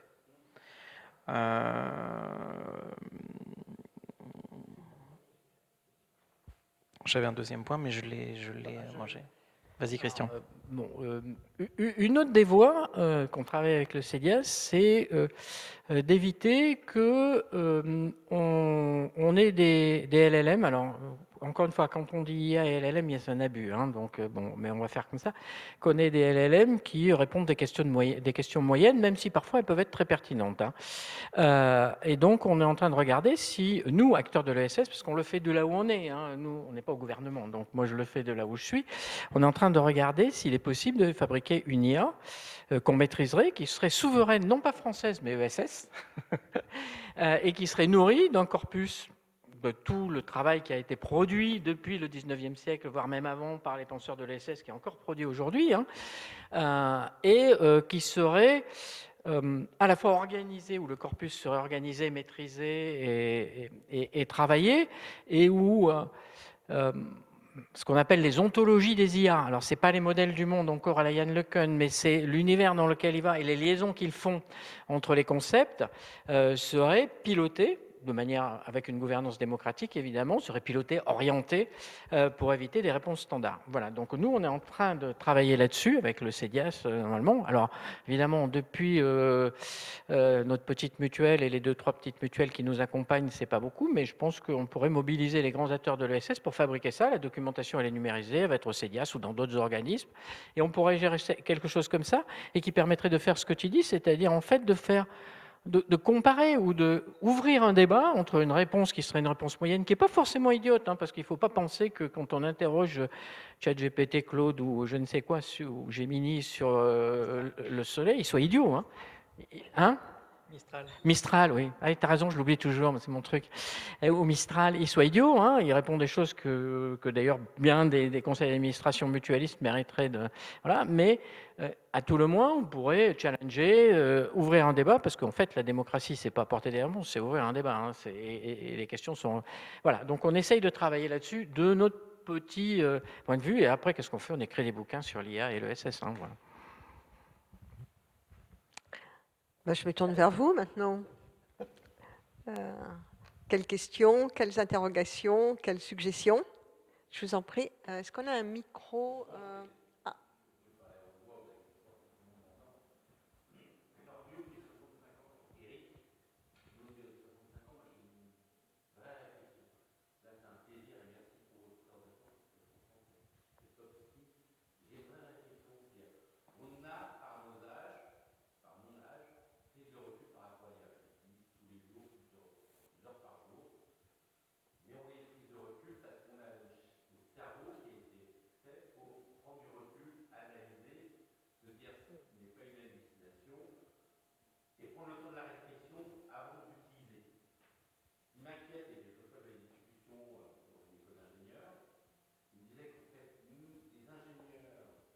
pour toi, c'est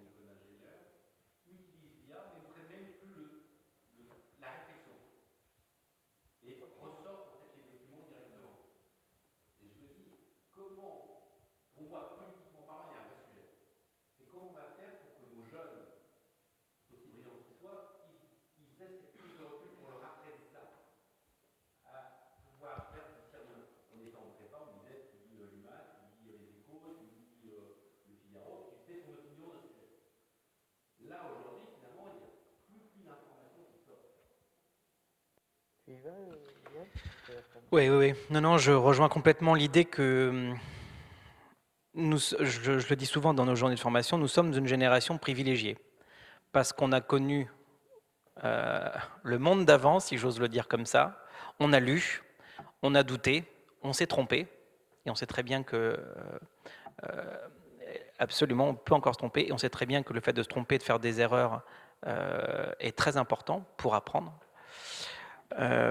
Et les jeunes générations, moi j'ai 4 enfants, dont ma dernière qui a 10 ans, on sait très bien qu'ils sont très très très connectés et très habiles, très agiles avec ces outils-là. Ça aussi, ça fiche un petit peu le tournis et je me dis, est-ce qu'il n'y a pas finalement, encore une fois, hein, un autre monde qui est en train d'arriver. Il y a un auteur qui a écrit un ouvrage un petit peu avec le titre provocateur, Ne faites plus d'études. Ah oui, avec l'IA, il n'y aura plus besoin de faire d'études. Mais finalement, je réfléchissais un peu tout en vous écoutant. Nous payons aussi tout ce monde que nous avons créé. À l'école, il ne faut pas faire d'erreur. Moi, j'ai eu un parcours scolaire très compliqué, très chaotique. J'ai très rapidement compris qu'il ne fallait pas faire d'erreur. Alors aujourd'hui, vous allez voir pourquoi je dis ça, parce qu'aujourd'hui, je mets à la place des étudiants, même si on est des éternels étudiants, je n'en suis plus un, ils veulent faire bien, ils veulent faire vite. Il y a deux choses. Un, le fait de faire bien. Deux, le fait de faire rapidement. Nous vivons dans un monde très rapide. Tout va très vite, tout s'accélère. Et donc l'IA vient cocher ces deux cases-là parfaitement. Donc les jeunes, ils ne sont pas idiots. On n'a pas fait des jeunes idiots. Et donc, ils empruntent cet outil facilitateur pour répondre à la vitesse et pour répondre correctement à ce qu'il leur est demandé.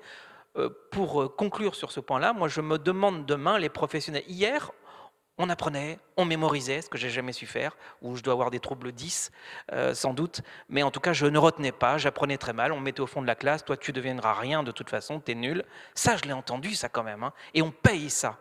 Moi, je me demande, les professionnels de demain, doivent-ils encore apprendre et mémoriser si finalement ils sont assistés par des machines qui vont bien mieux que leur mémoire aller chercher telle ou telle information en fonction des secteurs. Juste un témoignage là-dessus.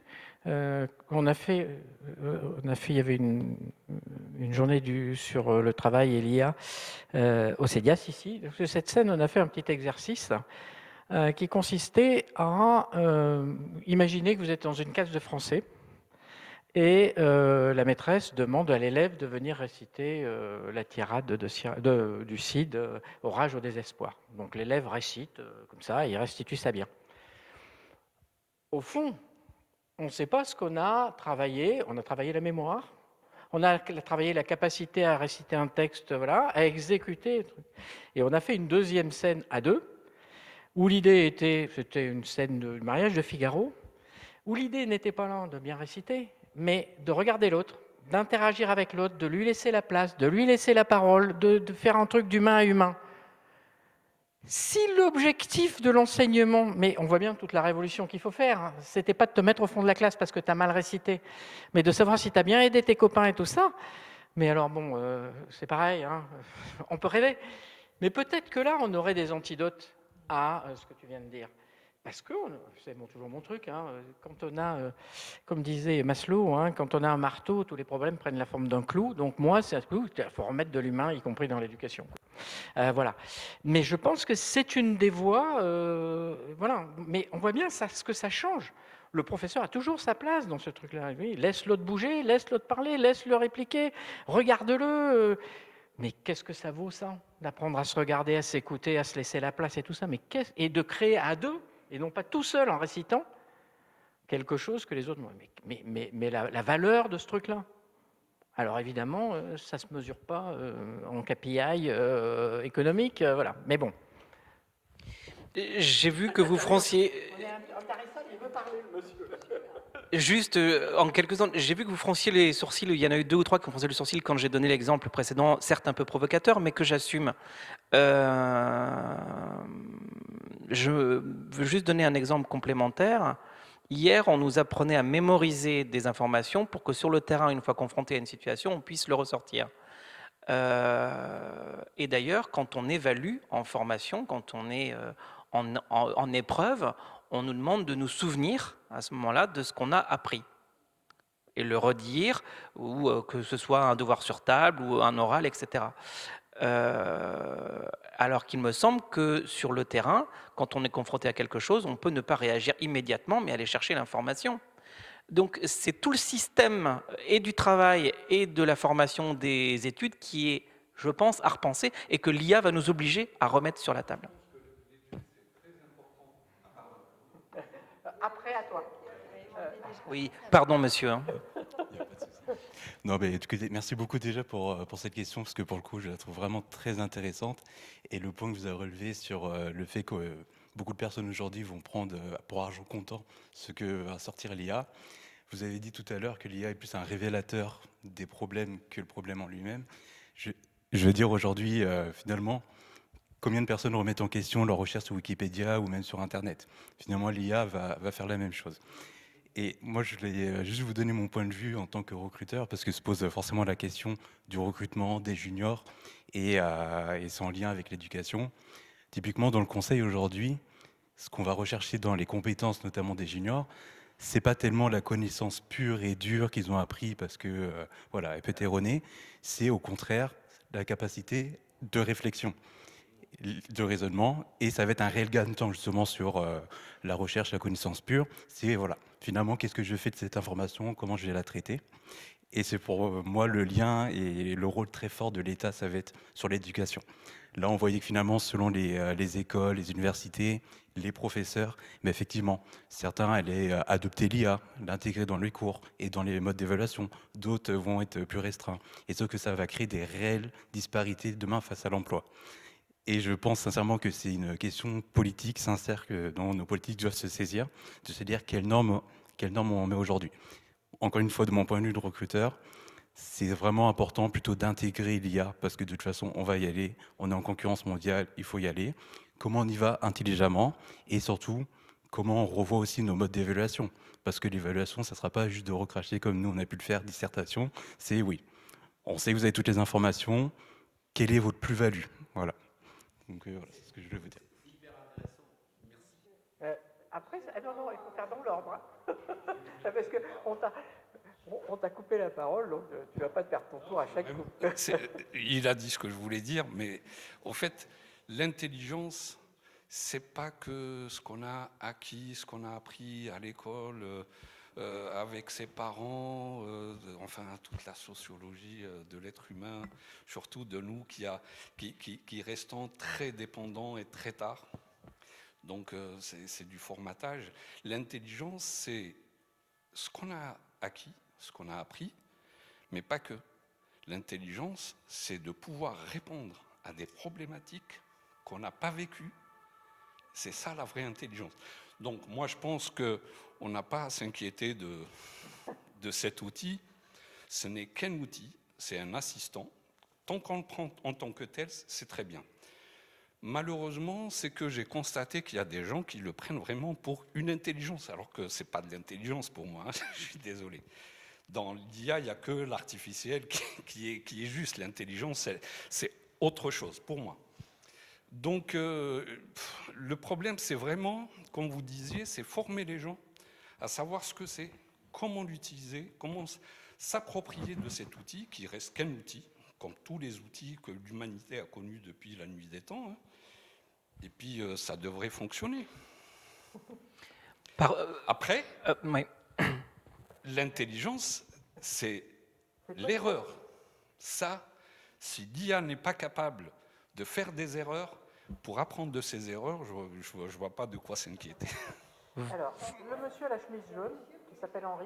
Pendant que le micro circule, IA, effectivement, on dit intelligence artificielle, Dartmouth College 56, mais on pourrait parler, moi je vous invite à considérer ces deux mots-là, plutôt que d'intelligence artificielle, d'intelligence algorithmique, parce que tout à coup, ça remet l'église au centre du village. Bon, voilà.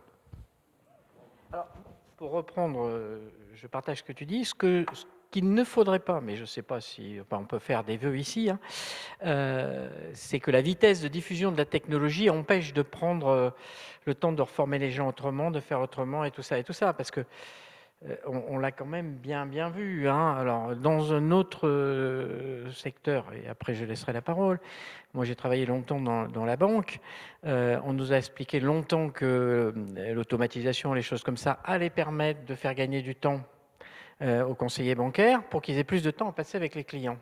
Sauf que quand la fonction objective, c'est de faire du profit, eh ben, il n'y a pas plus de temps à passer avec les clients, puisque de toute façon, le temps gagné, il est capté pour faire plus de profit ou pour rester dans, mais pas seulement, ou pour rester dans la compétition avec les autres qui font. Donc, je suis un peu moins optimiste que Yann, mais c'est bien d'avoir un duo. Ouais. Henri. Oui, j'ai question et remarque, ou plutôt remarque et question. La première, vous évoquez le bambou, et en fait, en vous entendant prendre cette image, je me suis dit, en fait, ce qui me fout un peu les jetons dans l'IA, c'est qu'en fait, le bambou, au moment où je le regarde, la réalité, c'est qu'il a déjà grandi. Et c'est un peu nouveau, ça, cet élément, je trouve. C'est-à-dire que jusqu'à présent, on voyait les évolutions, on savait qu'il allait en avoir, mais on avait le sentiment un tout petit peu de maîtriser parce qu'on avait un coup d'avance. Ou plus exactement, l'évolution n'avait pas le coup d'avance par rapport à nous. Et là, ce qui fout un peu les jetons, c'est qu'en fait, on a l'impression, on parle ce soir, et au même moment, ce que vous nous évoquez, et grand merci à tous les trois, ce que vous nous évoquez, vous avez déjà un coup de retard probablement, parce que les choses ont continué. Et ça, je trouve que c'est assez novateur, enfin assez nouveau, et c'est un peu perturbant. En tout cas, moi, ça me perturbe. Deuxième remarque, alors je vais être un peu has-been, mais c'est les cheveux blancs. Moi, j'ai des cheveux, mais ils sont blancs. Je reviens à un truc qui m'a marqué, c'est, vous savez, Deezer. En fait, quand j'ai commencé à utiliser Deezer, Spotify, bon, très bien, super, mais en fait, je me suis assez rapidement rendu compte que l'outil m'amenait ce que j'avais envie d'entendre. Mais que la vie, c'était pas tout à fait ça, en fait. La vie, de temps en temps, dans la rue, j'entendais des musiques qui n'étaient pas celles que j'avais l'habitude d'écouter, et ça me déplaçait.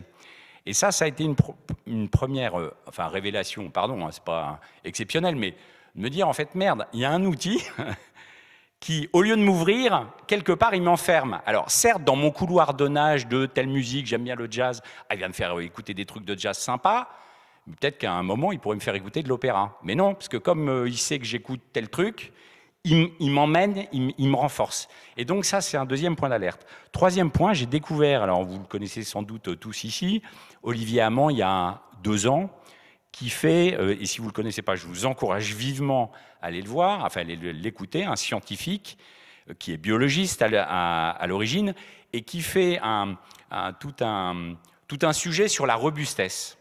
Et il dit que, alors pardon, je le traduis mal, hein, je ne suis pas du tout scientifique, mais grosso modo, il dit que dans la nature, en fait, la nature est composée de choses qui ne vont pas dans le bon sens, qui sont anti-performantes, mais que cette anti-performance, c'est le gage de la robustesse. Et qu'au bout du compte, ces imperfections font que l'homme est l'homme, et qu'il résiste malgré tout à tous les emmerdements, et que les plantes, etc. Et en fait, je me dis, et ce qui me perturbe, et j'en termine là, c'est que je me dis, en fait, l'IA nous emmène, dans ma représentation, vers une sorte de perfection dont par ailleurs des gens, me semblant assez intelligents, me disent attention, la perfection nous emmène quelque part, alors ça c'est mon mot à moi, c'est pas le sien, mais vers quelque part une espèce d'autodestruction, quoi. C'est-à-dire que notre fragilité et nos imperfections font qu'on est toujours là. Et donc si l'IA m'emmène vers demain je serai un champion du monde parce que j'aurai une mémoire évidemment, la mémoire l'IA va me donner des trucs, etc., etc. Donc finalement, est-ce que si j'ai une vision pessimiste, est-ce qu'on va pas vers notre j'en rajoute, vers notre fin, quoi. Paradoxalement, vers notre fin. Moi, je voudrais réagir par rapport à ça. Vous avez raison, il faut des transgresseurs pour poser des règles. S'il n'y avait pas eu de transgression, on n'aurait pas eu besoin de dire tu ne tueras pas, etc., etc. Moi, je pense qu'on va arriver à une phase de saturation. Encore une fois, on est dans l'effet waouh, mais l'être humain est dans la contradiction par nature. Et je pense qu'à un moment donné, je vois plutôt l'IA dans quelques années comme un véritable outil, un assistant, mais sur lequel on peut faire on ou off. C'est-à-dire, on peut, vraiment, il va nous saturer, on peut ne pas en tenir compte, mais on peut à un moment donné être dans une situation où on dit, tiens, je ne sais pas quoi faire, et aller solliciter un avis.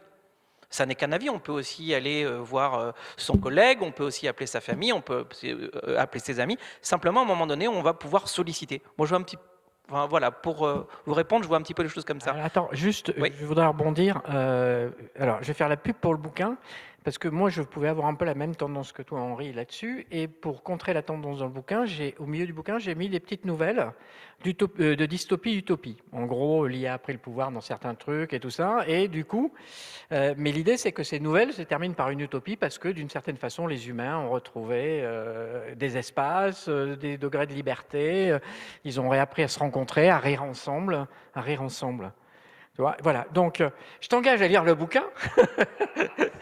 Mais parce que par l'exemple, si tu veux, on s'aperçoit que si on pense un peu différemment, si on se décale un petit peu, on peut arriver, partant de ce qui pourrait être une dystopie, c'est-à-dire l'IA a pris le pouvoir, elle a tout réglé. Et ben quelque part, à un moment donné, je rejoins ce que dit Yann, les humains se sont réveillés, ils ont dit non, attends, ça suffit, là, tu nous emmerdes et tu vas rester à ta place. Alors, ils ne les tuent pas, les IA, ils les remettent à leur place, quoi. Et donc, il y a même des IA dans les trucs qui se débranchent et qui arrêtent de dire ah non, là, j'y vais plus, je me remets au service des humains, mais en tant qu'humain, et non pas autant que élément d'enrouage. Donc voilà, c'est la façon que j'ai trouvé d'illustrer cette question-là, mais j'en sais rien, en fait. Voilà. Monsieur, vous vouliez reprendre la parole? Ah non, non, il y a la dame avait... Ah, la dame, pardon. Ah, Ah, la non, dame. non. Ah bah oui, alors là, parce qu'on n'est déjà pas sur la parité. La Alors dame avec franchement, La dame avec le foulard. voilà. Je Merci connais pas en ton tout prénom. cas de... Oui, effectivement, une parole paritaire, c'est important dans le SS. Merci déjà d'avoir cité Kant, parce que c'est vrai que je pense qu'on a besoin de se rattacher à des auteurs, notamment sur les impératifs catégoriques. Bon, j'ai fait de la philo, hein, donc forcément c'est vrai que ça me parle, mais je pense qu'aujourd'hui on a besoin aussi de s'ancrer en fait dans des sagesses multiples. Et peut-être en autre remarque par rapport à un auteur, donc effectivement, Olivier Hamon donne le fait qu'on n'ait pas toujours besoin d'être dans la surperformance, mais la sous-optimalité est importante. Moi, je sais qu'il y a un auteur en sociologie critique qui m'a aussi beaucoup marqué, qui s'appelle Hartmut Rosa, qui est un auteur allemand qui a montré qu'effectivement, on est dans une tendance à l'accélération, quel que soit du coup voilà, les domaines, et l'IA est un bon symptôme. Et il propose aussi un remède à ça qu'il appelle la résonance. Donc peut-être qu'effectivement, une IA aussi sociale, ce serait une IA qui soit plus dans la résonance. Qu'est-ce que ça signifie par rapport à l'éthique des données? Donc c'est vrai que voilà, c'est une piste en plus voilà, de sociologie critique. Et moi, ma question, en fait, c'est que bah, du coup, aujourd'hui, je suis dans l'ingénierie pédagogique. Donc c'est vrai que ça me parle beaucoup la question de la formation. Et j'ai cherché bah, du coup des références, des référentiels, comme on dit, de compétences, des matrices de compétences, des cartes de compétences, enfin tout ce qu'on peut nommer en jargon dans le domaine sur l'IA.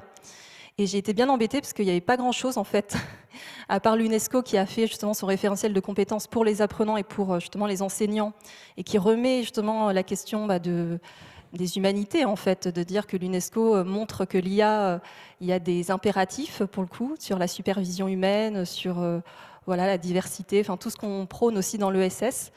Mais alors justement, comment on peut aussi faire consortium pour se donner les compétences clés? Parce qu'aujourd'hui, on parle des 4C, donc créativité, esprit critique, communication, coopération. Je trouve que les 4C aujourd'hui dans l'ESS, justement, c'est clé.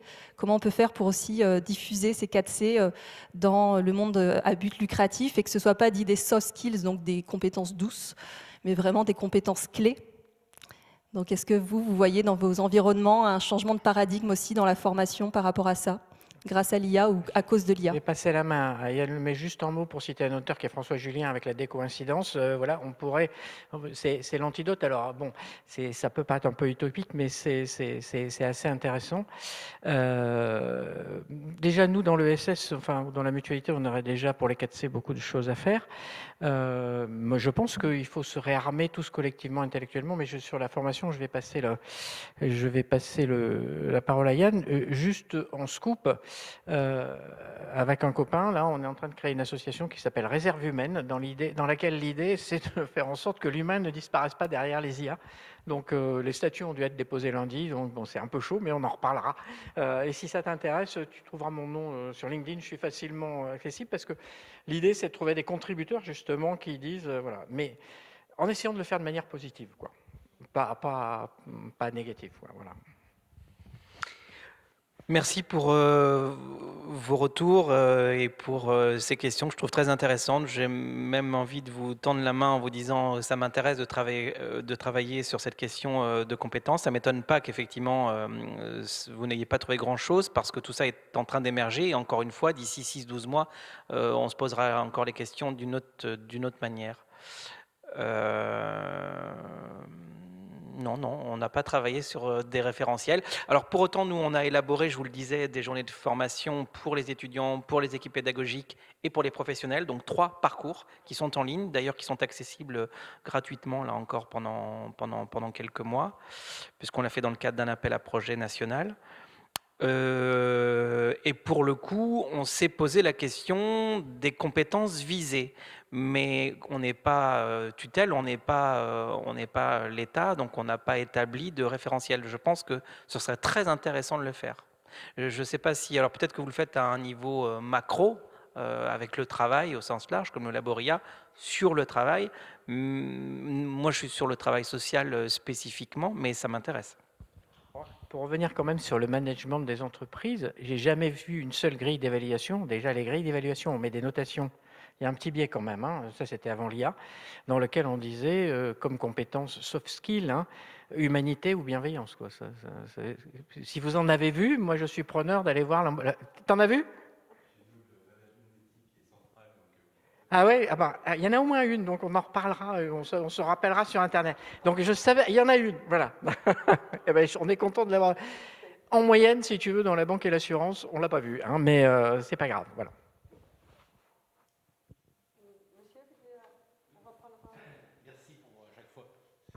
Merci pour les débats, c'est vraiment enrichissant, c'est extraordinaire, j'aime bien, ça fait converger.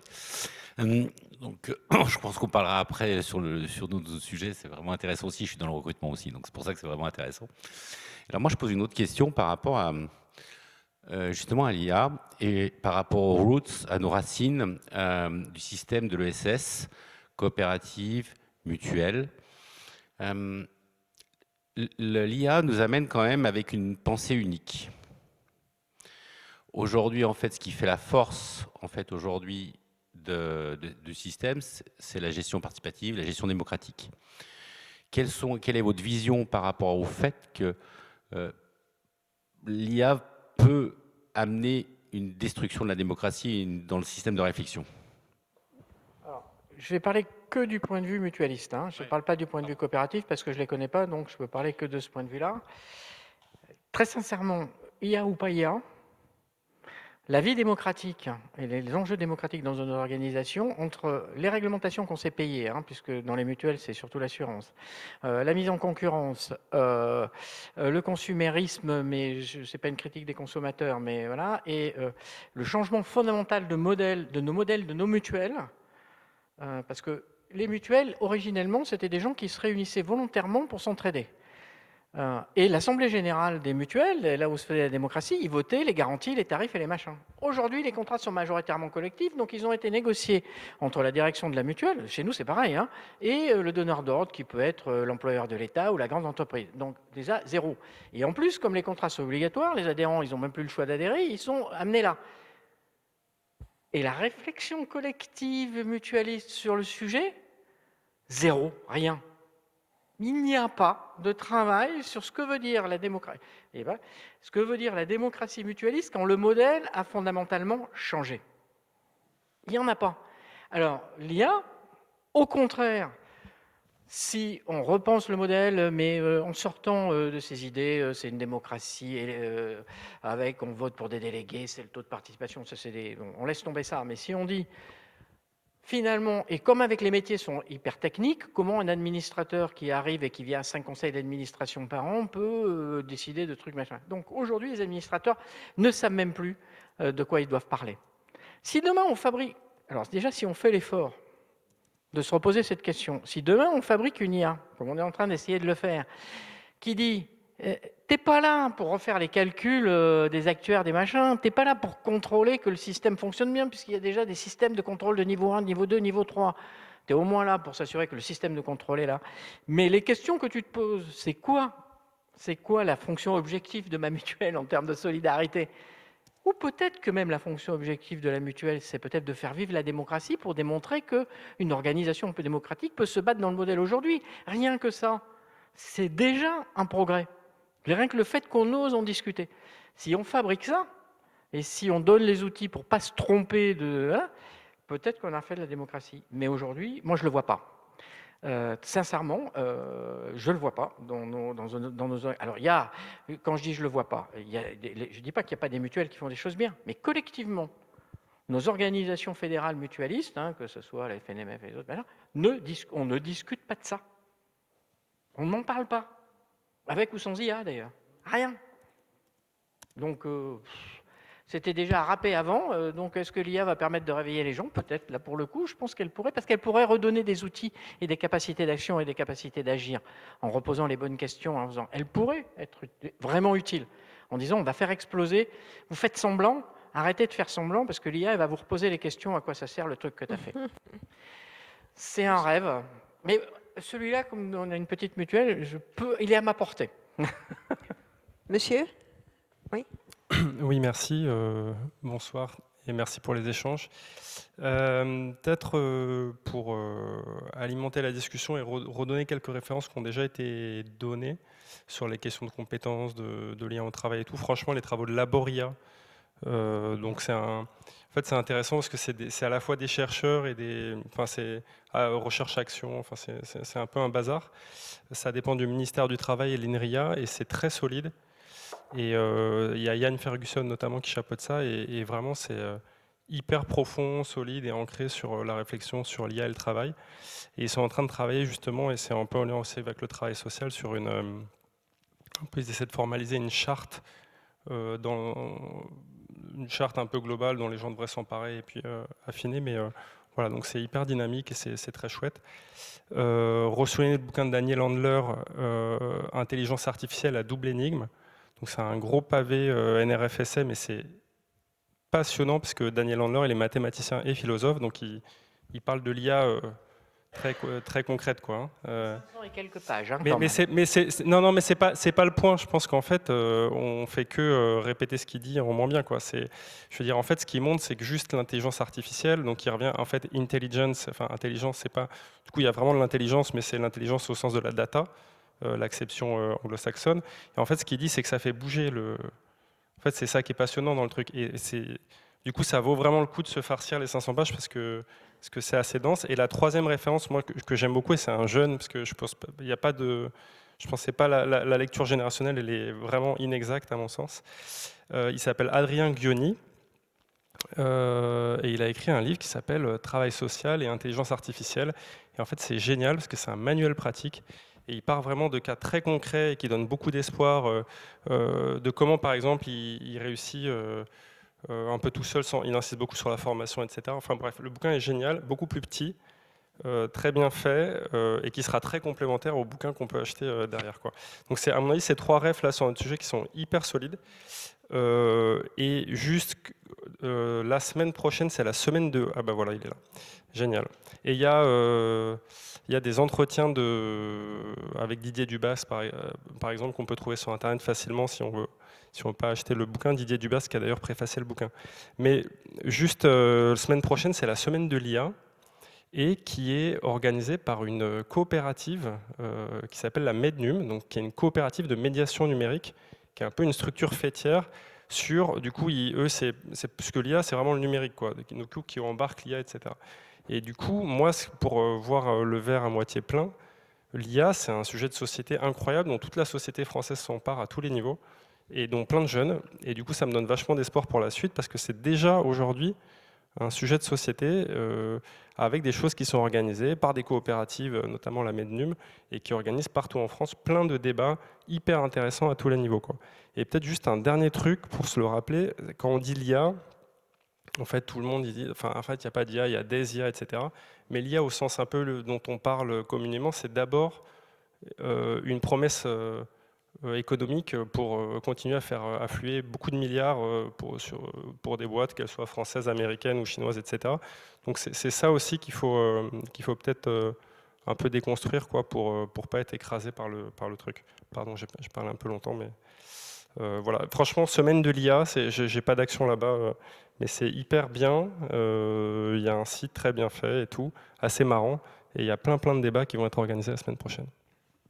Du coup, vous êtes précurseur. Juste pour compléter sur les éléments bibliographiques et de recherche, quand on parle d'intelligence artificielle, il faut toujours faire un petit détour par les neurosciences, et il y a plein de neuroscientifiques qui vulgarisent et qui font des choses et qui démontrent que déjà on ne sait pas grand-chose du cerveau, donc quand Yann LeCun veut l'émuler, franchement, bon, enfin, voilà, c'est mon obsession. Je ne sais pas comment il peut faire pour un truc qu'on ne connaît pas, quoi. Et qu'on est loin de connaître et dont on mesure à chaque fois la complexité, quoi, y compris sur l'empathie, voilà, on a fait plein de choses. Mais c'est intéressant parce que c'est très stimulant. Il y a eu un bouquin d'entretien entre Yann LeCun et Stanislas Dehaene là-dessus, à 2 et puis à 3, qui était assez intéressant. Alors, Dehaene, il est un peu sur le mode de cerveau calculateur quand même, mais bon. Mais tous les neuroscientifiques sont pas de cette. Et puis de toute façon, le débat mérite d'être ouvert. Donc tant que les débats, ce qui est terrible, c'est ce qui ferme le débat. C'est d'avoir des IA qui ferment le débat. Et parce que nous on le ferme, parce que une IA, elle supporte pas de pas savoir, quoi. Hein. Donc grosso modo, si elle se trompe, elle vous dit ah oui, je me suis trompé, mais je vais te proposer une autre solution. Alors que peut-être c'est dans les questions qui n'ont pas de réponse que l'humanité se retrouve. Je rejoins ce que tu disais tout à l'heure. Vous vouliez réagir sur les propos? Je vous remercie.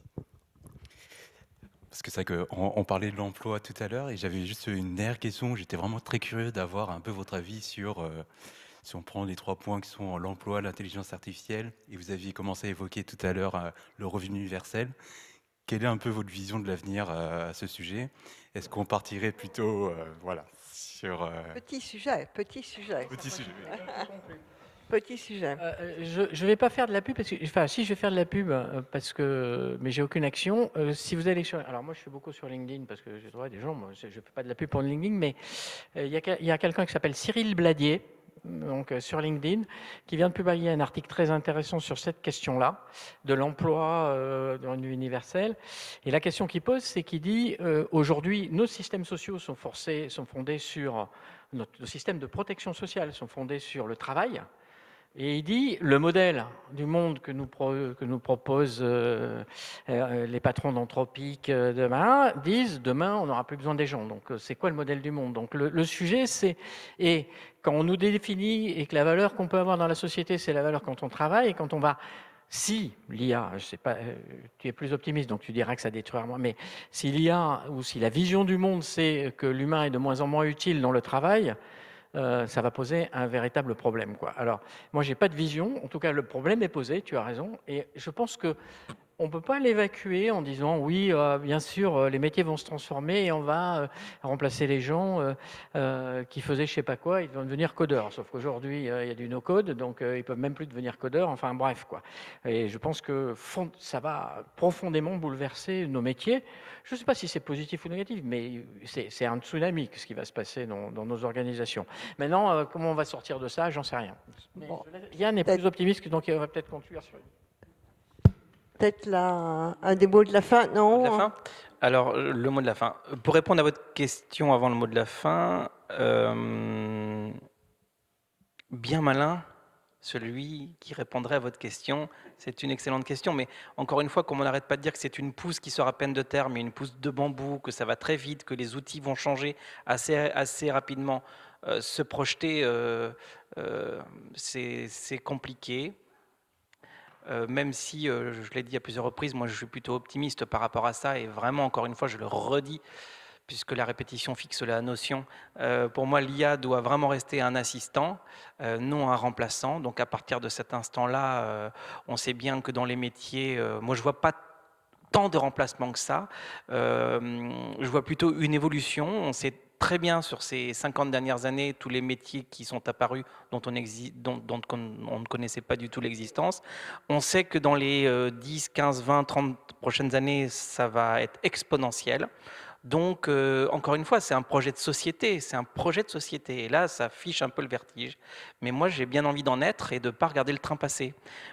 Pour conclure, j'avais préparé une petite phrase, puisqu'on était quand même sur l'économie sociale et solidaire avec l'IA. L'IA ne sera ni sociale ni solidaire par nature, mais elle peut le devenir avec la volonté des utilisateurs. Il me reste à... Ça va ? C'est un mot de la fin. C'est une conclusion positive. Je ne voudrais pas ajouter, partager évidemment, je ne voudrais pas ajouter de notes négatives pour finir, mais simplement une petite pensée, c'est que tous, dans cette salle, autant que nous sommes sur l'IA des sachants. Et que toute une partie de la population, et une partie très importante de la population, n'a absolument aucune idée sur le débat que nous venons d'avoir et l'ensemble des éléments, et sera dans une situation forcément, j'allais dire, d'usager forcé d'une certaine manière de l'IA, dans des conditions sur lesquelles il faut quand même qu'on ait une petite réflexion à un moment donné, notamment du côté social. Mais je vous propose peut-être qu'on en reste là. Je remercie beaucoup Yann et Christian de leur enthousiasme, de la richesse de vos débats et de votre écoute et de votre participation. Merci à tous et j'espère à très vite.